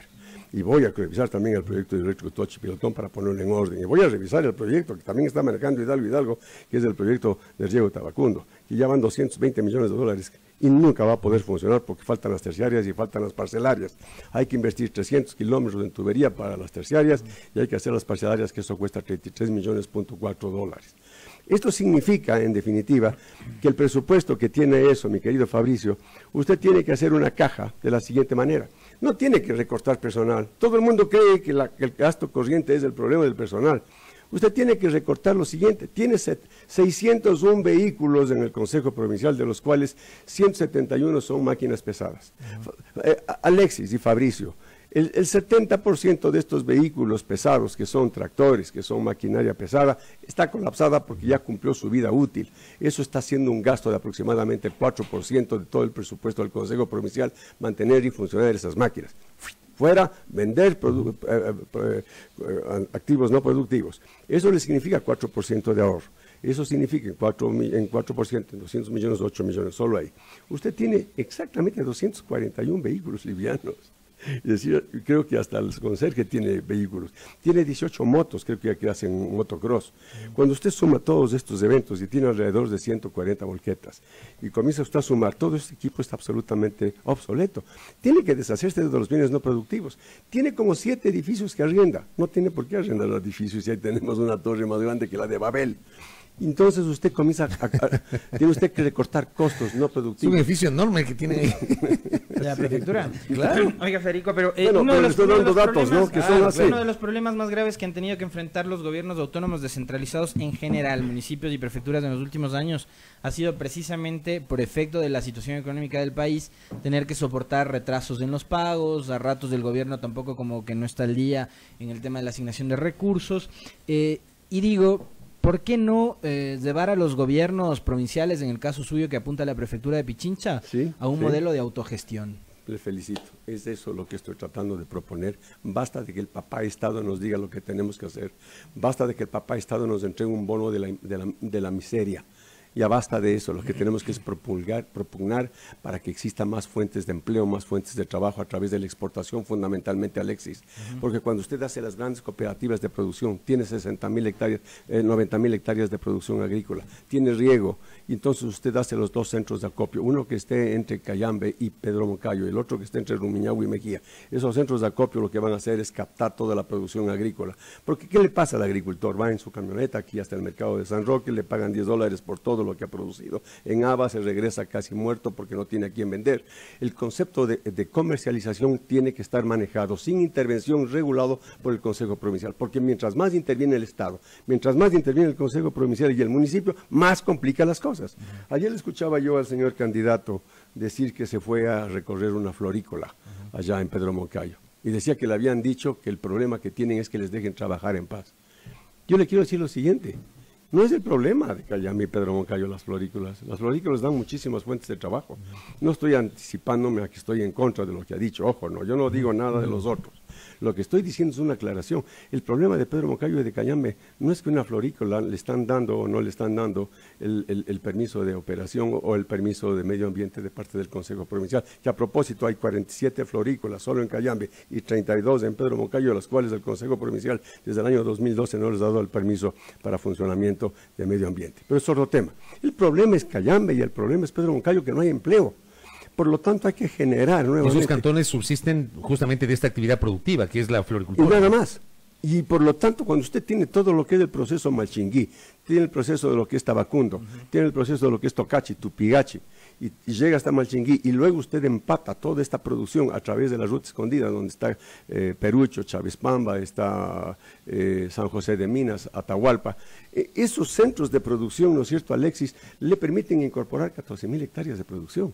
Cuando usted tiene un proyecto y un programa como el que acabo de firmar como empresario privado en Machachi para exportar 6.000 hectáreas de chochos, yo estoy pensando ya en cómo vamos a introducir todas esas 14.000 hectáreas con riego para que podamos producir más chocho para llegar a producir 20.000 hectáreas. Una hectárea, Alexis, le da a usted 5 personas para trabajar.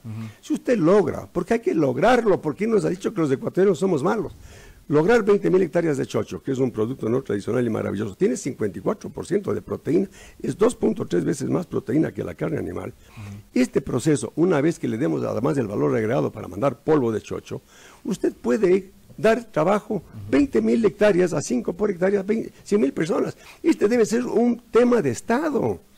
Tiene que ser un proceso de Estado para que podamos generar fuentes de trabajo sin que el papá Estado nos diga, ahí te va el mensualito, pero no hagas nada porque yo te mantengo. Además, la educación es gratis, además, todo, basta de que todo es gratis. Nos pedía un oyente hace un momento que le preguntemos quiénes forman parte del equipo de trabajo de los colaboradores de Federico Pérez, aspirante a la prefectura de Pichincha. No forman parte del equipo, creo.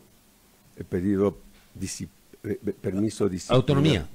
Absoluta. Para usted formar su equipo. Y que además, que me escuchen bien, no hay puestos de trabajo políticos, qué pena.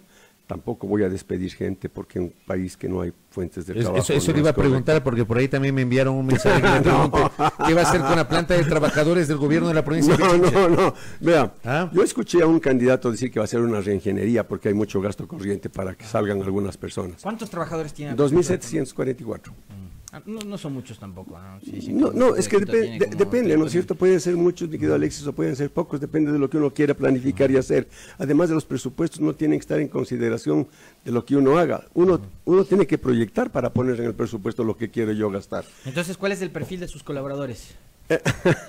Bueno, primero honestos, segundo honestos, tercero honestos. Cuarto, buenos ingenieros, buenos planificadores, ejecutivos, empresarios que determinen exactamente cómo vamos a crear. ¿Quién le acompaña en la papeleta? Muy buena pregunta. La papeleta de mi... Hay que recordar, perdón que le interrumpa, recordar a la audiencia que para el caso de prefecto se elige binomio, prefecto y viceprefecto, o prefecta y viceprefecto, se elige en binomio, ¿no? Por eso la pregunta a Federico Pérez, ¿quién le acompaña en la papeleta? Bueno, yo estoy Fabricio querido, yo estoy muy contento, porque yo no he escogido a nadie de la farándula, soy franco, no estoy hablando mal de nadie, ni me interesa. Porque aquí estamos cansados del fútbol. Pero sí, le lanza un rayoncito por ahí. ¿Eh? Si es que a alguien le toca, qué pena, pero verá. ¿Ya? ¿A quién escogió usted? Estamos cansados de que hayan futbolistas en la asamblea y que dicten leyes y ni siquiera puedan leer lo que están leyendo. Estamos cansados de que vengan de la farándula, etcétera. Más aún estoy pensando en que la provincia de Pichincha debe tener una viceprefecta que venga de dónde, que venga del campo, para recuperar el campo, porque es ahí donde está el meollo del asunto. Ella se llama Blanca Sacancela, ella es la vicepresidenta de la comuna de Lumbicí, es doctora, y al mismo tiempo tiene una gran responsabilidad, porque ella es la que me va a ayudar, porque yo no soy experto en todo, me va a ayudar precisamente a ensamblar este proyecto maravilloso, mi querido Alexis, de cómo vamos a generar 100.000 hectáreas de producción para la exportación. Preguntas finales porque se nos terminó el tiempo. A sus órdenes. Me envió por ahí un oyente y me pide que le preguntemos porque hubo una polémica en el cantón Pedro Vicente Maldonado. Blanca Sacancela nos acaba de escribir a la transmisión en vivo de Facebook. Le Estoy escuchando un saludo a la candidata viceprefecta, por creo. Nos piden que le preguntemos sobre la polémica de Pedro Vicente Maldonado y de su empresa productora de cerdos, el tema de la remediación ambiental. ¿Qué pasó? Cuéntanos, ¿qué pasó? En el año 2012, un emisario del gobierno del señor Correa vino a verme para pedirme dinero para que yo pueda ayudar en esa campaña del 2013, a la cual yo me negué. Inmediatamente vinieron las retaliaciones, inmediatamente se cerraron 4 empresas, y es así como funcionaba este sistema anterior. Por lo tanto, la explicación es, ¿por qué dejaron en 230 puestos menos de trabajo? ¿Por qué dejaron de ingresar tantos impuestos que se pagaban? Yo no tenía nada que ver con esa compañía, pero participé mucho del dolor de toda esa gente que se quedó. Había escuelas, había también un centro genético. ¿Usted tiene una empresa productora de cerdos, Federico? No, yo no la tengo, no. ¿Usted no tiene nada que ver con esa empresa? No, el momento, más aún. ¿Ni algún tipo de participación accionaria, gerencial? No, es que esa empresa fue cerrada en el año 2012-13 por el señor Correa. Él mismo fue a cerrarla. Nombró 4 ministros interinos para que se posesionen ese día, para que cierren la empresa. Votaron más de 200 personas. Y al mismo tiempo, fue un desastre general para la comunidad, porque se perdieron muchas posibilidades de trabajo y riqueza. Pero más aún, yo hago la siguiente aseveración.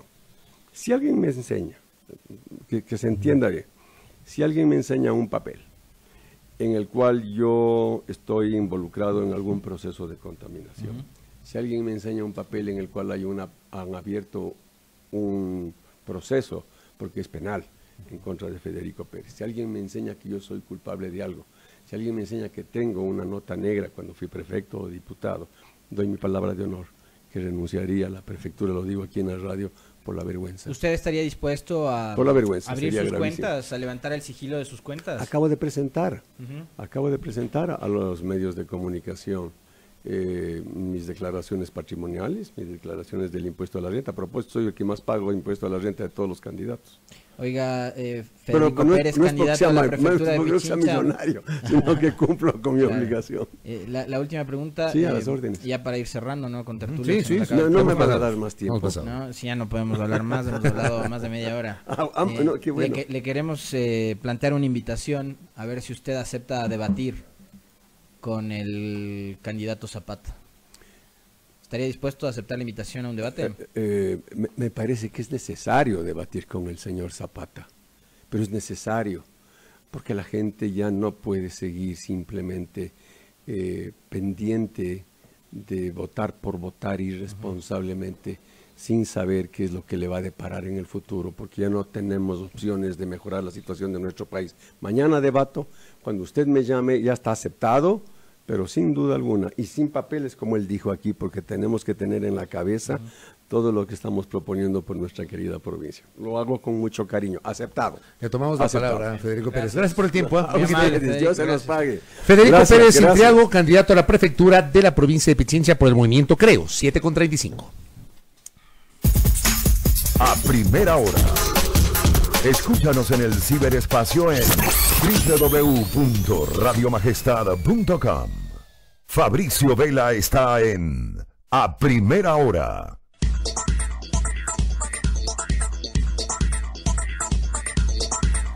Pagar tus impuestos prediales ahora es más cómodo que nunca porque puedes hacerlo con tu Pacificar débito o crédito. Además, con tu Pacificar crédito puedes diferir el pago de tus prediales hasta 12 meses con intereses a través del Intermático o en la municipalidad de tu cantón. Revisa las municipalidades participantes visitando www.bancodelpacifico.com. Pacificar, Banco del Pacífico, historias que vivir. El siguiente segmento tiene contenido y informativo. ¿Qué nos depara el día? Previsiones informativas para la jornada de hoy.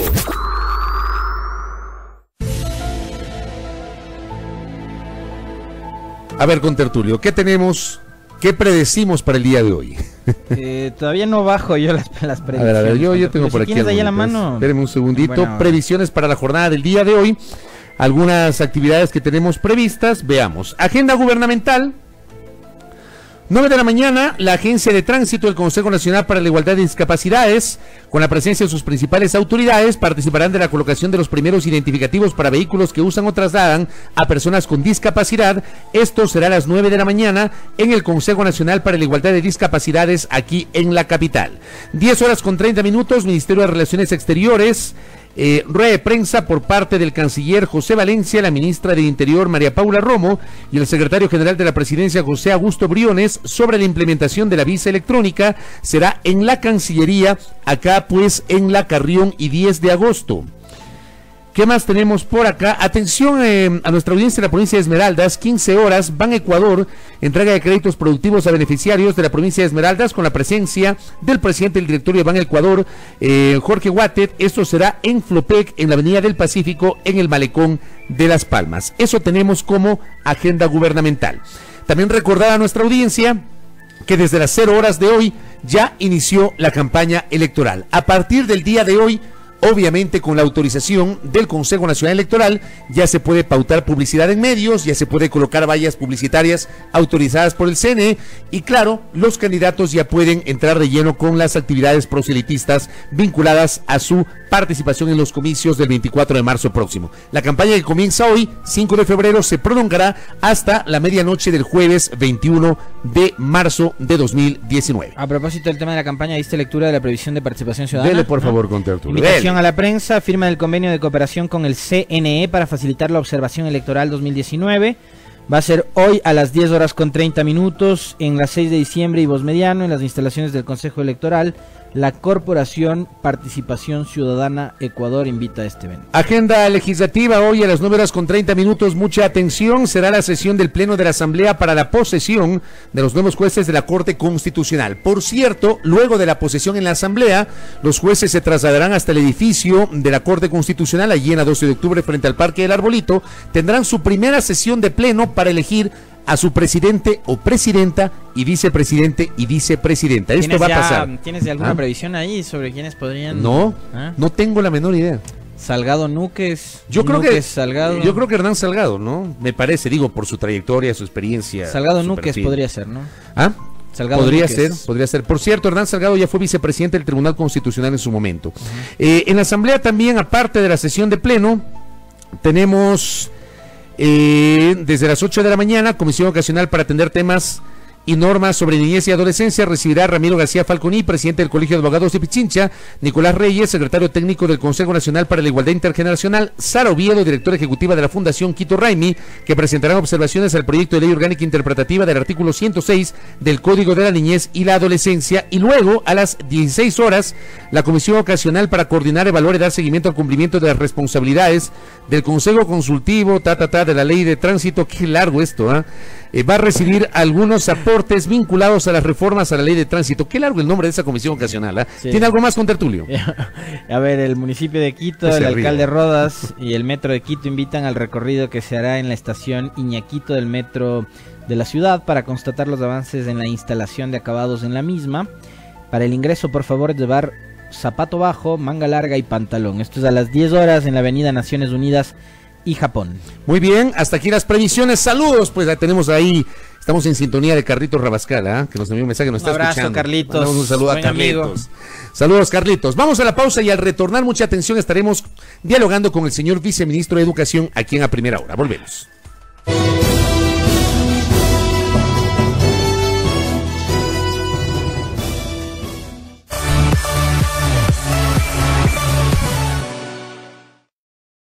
Llévanos contigo a todas partes con nuestra aplicación para teléfonos móviles. Majestad Go. Majestad Go. Disponible hoy en Google Play y en la App Store de Apple. Majestad Go. Junto a ti, todo el tiempo. Ahora escucha Majestad FM. Ahora escucha Majestad FM en el canal 3 de TVNet. Majestad FM. Majestad FM. Con todos sus programas, locutores y DJs, están las 24 horas contigo en el canal 3 de TVNet. Majestad FM. La soberana del aire. Ahora en el canal 3 de TVNet.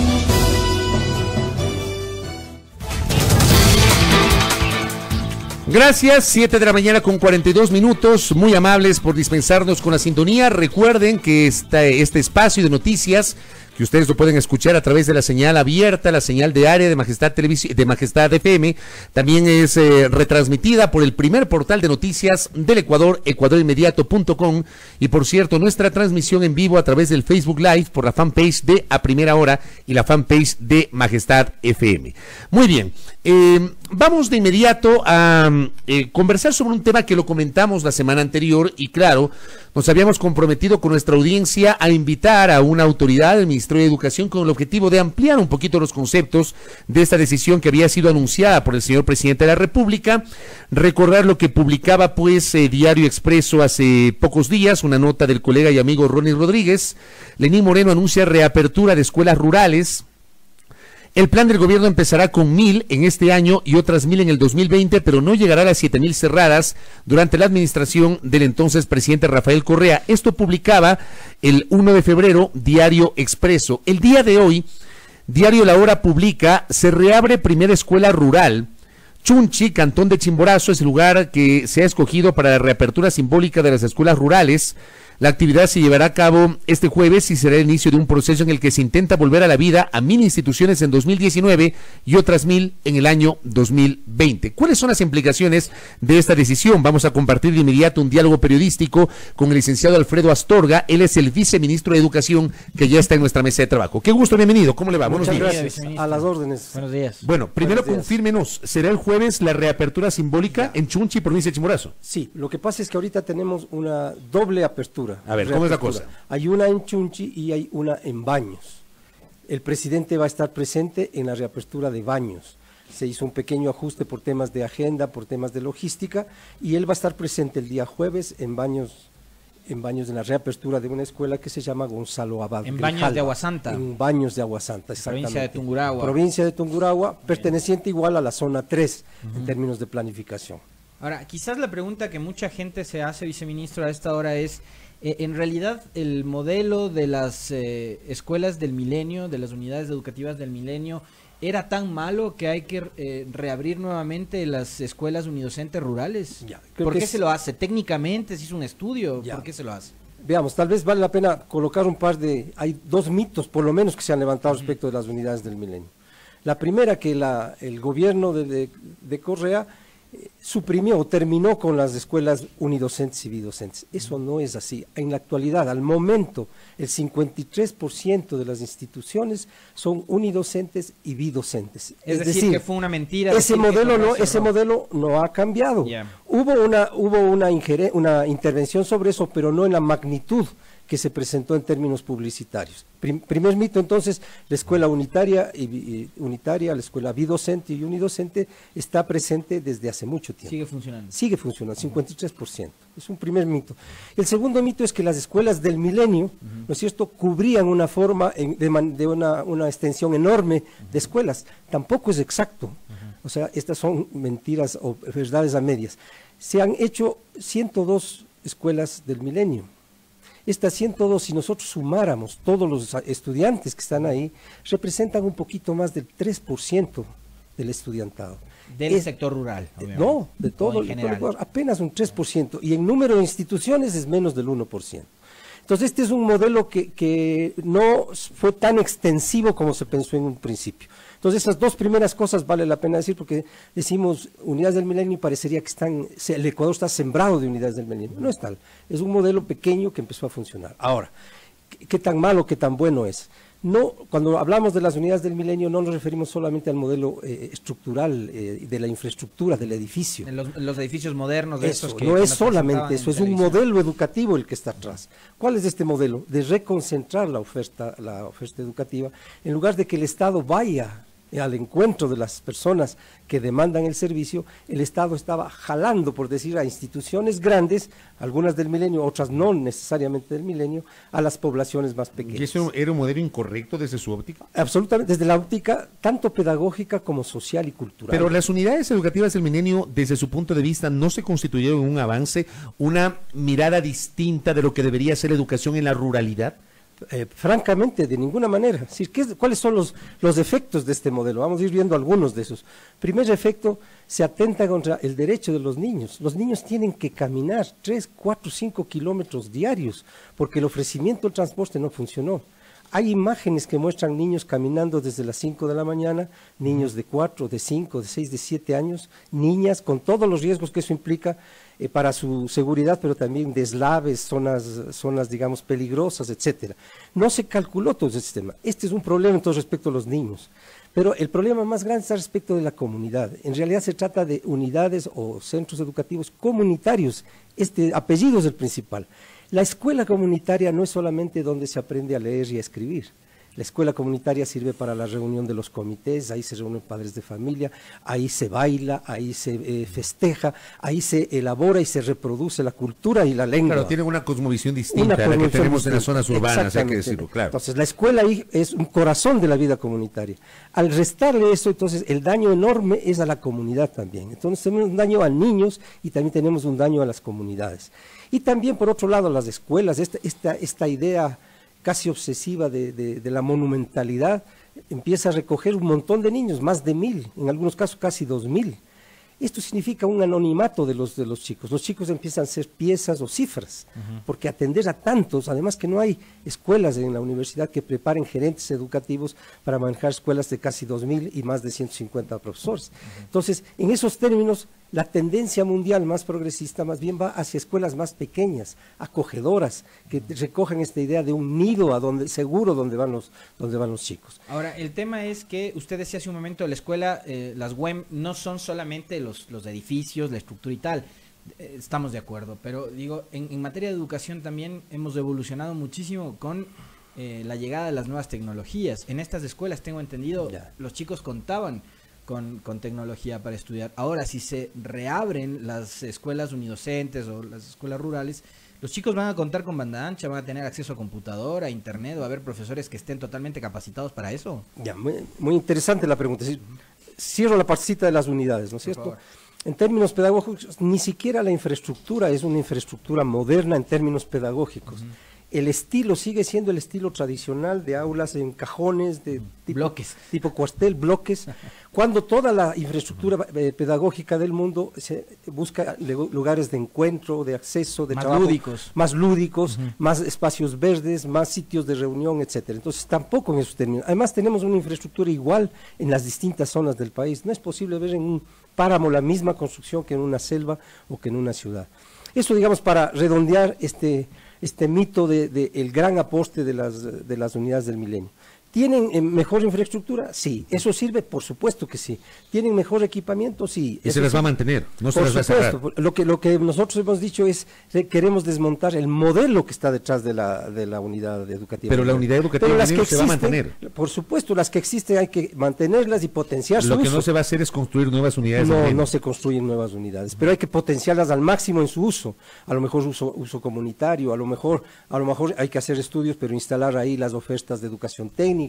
Sería un suicidio, ¿no es cierto?, desperdiciar en la situación de pobreza que tenemos en el país esas infraestructuras que tienen su valor. El asunto es que no tienen valor en sí mismas, ni el equipamiento ni la infraestructura tiene valor en sí mismo, sino está al servicio de propuestas pedagógicas. Oiga, quiero trasladar al licenciado, estamos dialogando con el señor viceministro de Educación en esta mañana sobre el anuncio de la reapertura de las escuelas comunitarias. Nos envió un oyente un mensaje y quiero pedir una reflexión a nuestro invitado.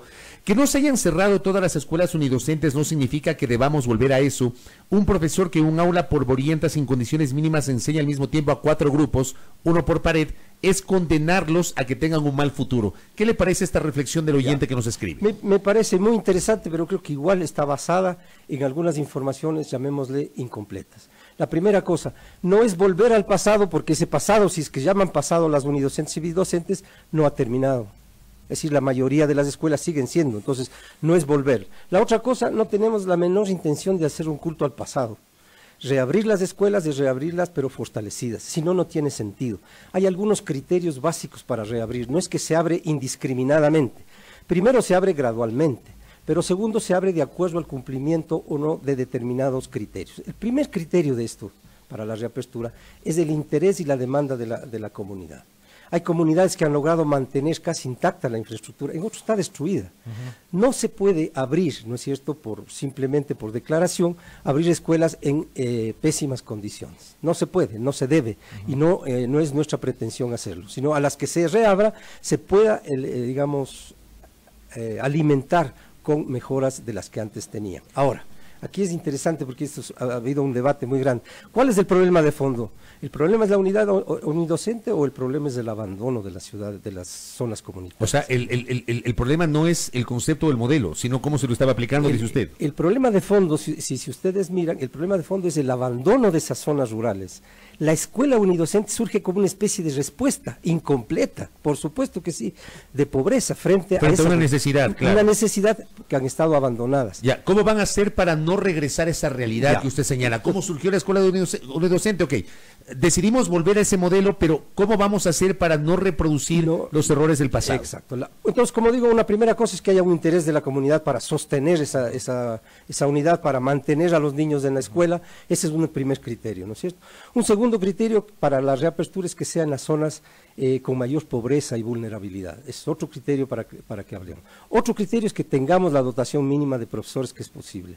Otro criterio es que haya... ¿Y esos profesores estarán especializados en temas culturales, étnicos?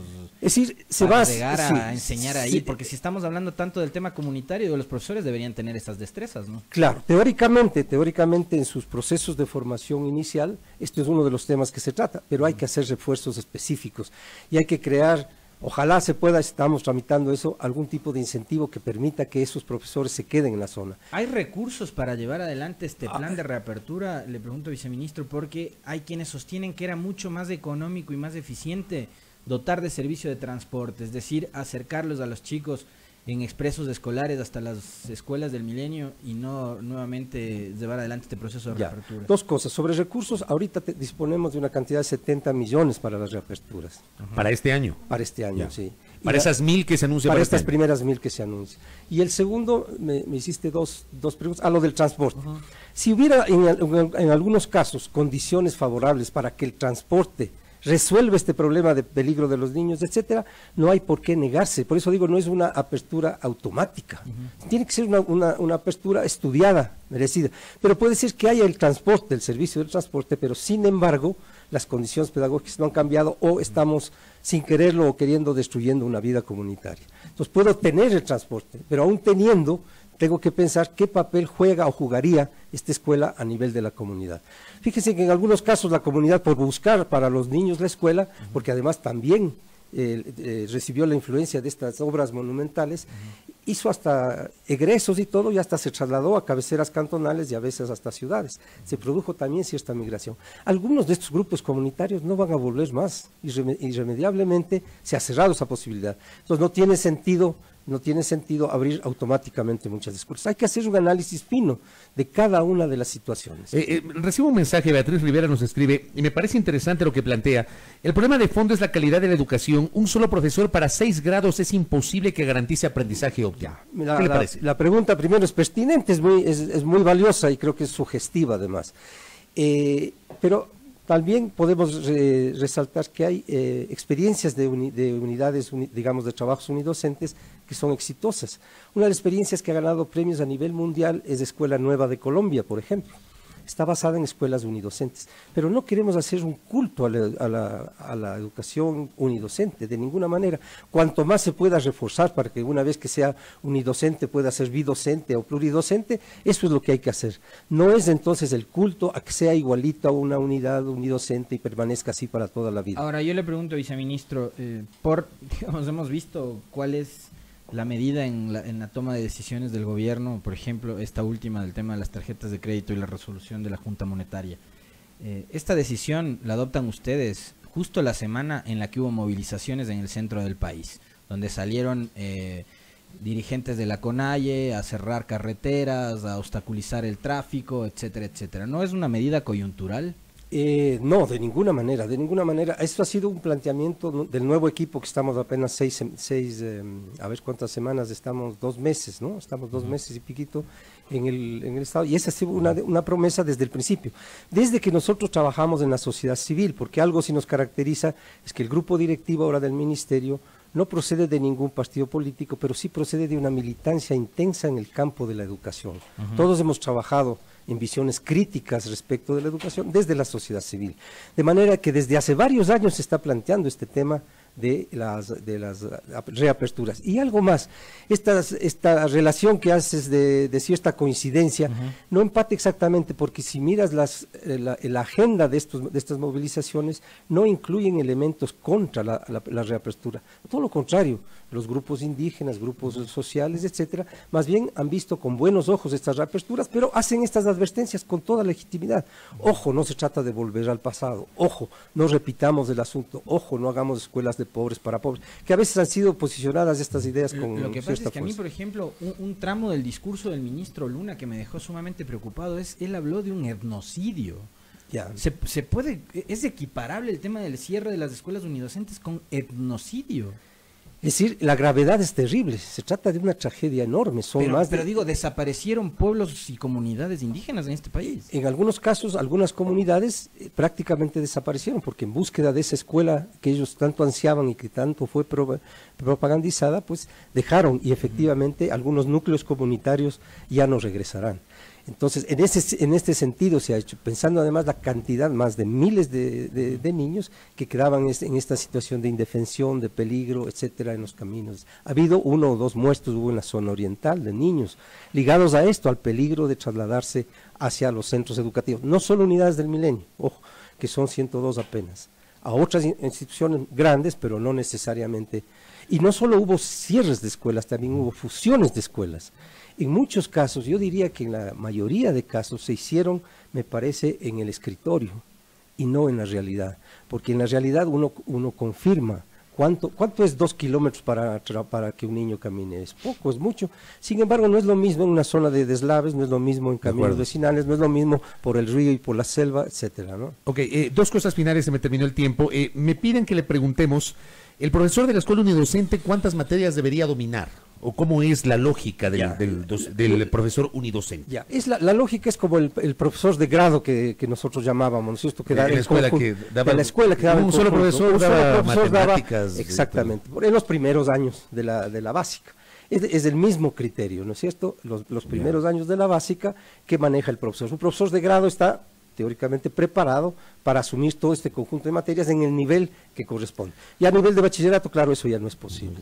Correcto. Nos piden también, Franklin Zurita nos escribió, dice, ¿qué va a suceder con la hora de desarrollo humano integral? No sé si circunscribe este tema o es otro tema, pero le pregunto. Es otro tema, pero sí, está ligado, digamos, a las... Respondámosle, por favor. Por supuesto que sí, porque es muy interesante. Es otro tema porque está ligado al tema de valores, que también ha sido otra de las insistencias, digamos, tanto de nuestro equipo y ahora a nivel presidencial también, ¿no es cierto? El recuperar la cuestión de la cívica, de la ética, no necesariamente es recuperarla como materia, como asignatura, pero sí como contenidos que hay que trabajar. Se estableció en la administración pasada esta hora de desarrollo integral. Entonces la idea es, por ejemplo, reforzar mucho más esa hora para que entremos a los temas de ética, de transparencia, de participación, de vida democrática, etcétera. Entonces esa hora, si es que es bien explotada, entre comillas, creo que puede dejar algunos tipos de beneficios. Pero no es todo. El tema de valores es uno de los temas en donde más colaboración necesita la escuela de otros sectores, la familia, los propios medios de comunicación, etcétera, etcétera. Correcto. En pocos segundos, porque se me terminó el tiempo, también nos habían enviado esta pregunta. ¿Qué pasó con el concurso Maestro 6, me parece? Sí, el concurso va a... Que está parado 2 años, nos dice un oyente. No, hay dos cosas. Hay uno que se llama el maestro, Quiero ser maestro. Esta es una prueba que se hace para reclutar docentes. Es el quiero ser maestro. Pero la otra, que es ser maestro, es una prueba que efectivamente ha tomado demasiado tiempo, más de 2 años. Y en eso nosotros mismos estamos presionando para que los resultados, porque falta todavía tomar una partecita, se completen en la forma más rápida. Solo se ha tomado una parte de 4 grandes áreas, solo se ha tomado la parte disciplinar, pero no la gestión pedagógica, el liderazgo y otros temas socioemocionales. Entonces solo se cuenta a nivel desde el INEVAL con una pequeña parte, una parte de 4 que se tiene ya los resultados, pero es insuficiente. Ya, ¿y el resto? El resto están ya tomados de la segunda y la tercera, pero aún no hay los resultados, y la cuarta está en proceso. Correcto. Oiga, se nos quedaron un montón de temas en la agenda, así que le vamos a comprometer para que una nueva oportunidad nos pueda acompañar el señor viceministro. Gracias. Encantado por de la vida. amable. Muchas gracias. Encantado. El licenciado Alfredo Astorga, viceministro de Educación, aquí en A Primera Hora. Fabricio Vela está en A Primera Hora. Con Pacificar recibe beneficios a la hora de pagar tus impuestos prediales. Usa tu Pacificar crédito y difiere tu pago hasta 12 meses con intereses a través de Intermático o en el municipio de tu ciudad. Revisa las municipalidades participantes visitando www.bancodelpacifico.com. Pacificar, Banco del Pacífico, historias que vivir. A Primera Hora, el informativo de Majestad FM. Bueno, nos vamos. No quiero irme sin dejar de mencionar el gran papel que están haciendo los chicos de la selección ecuatoriana de fútbol sub-20. Ayer, con un gol de último minuto, derrotó la tricolor 1-0 en el último suspiro. Gol de Campana, 1-0 al equipo de Colombia, y está en posición expectante. Tercer puesto en la tabla de posiciones, liderada pues por Uruguay con 7 puntos, Argentina 6, Ecuador con 6, Venezuela 4, Colombia con 1 y Brasil con 1. Ecuador buscando el pasaje, el boleto, los chicos, para el sudamericano de la categoría sub-20 que se jugará en Polonia con Tertulia. Muy bien, deseándole todo el éxito posible a la mini tri, como les llaman, en este torneo. Claro, ¿Dónde está luciéndose el hijo del ministro Campana? Es el goleador con cuatro goles. El jugador del Barcelona. Sí, tengo entendido que así dicen. Nadie es perfecto, pero juega bien el muchacho. Nos vamos, gracias con nosotros y A Primera Hora, Dios mediante, será hasta mañana. Fuerte abrazo, hasta mañana.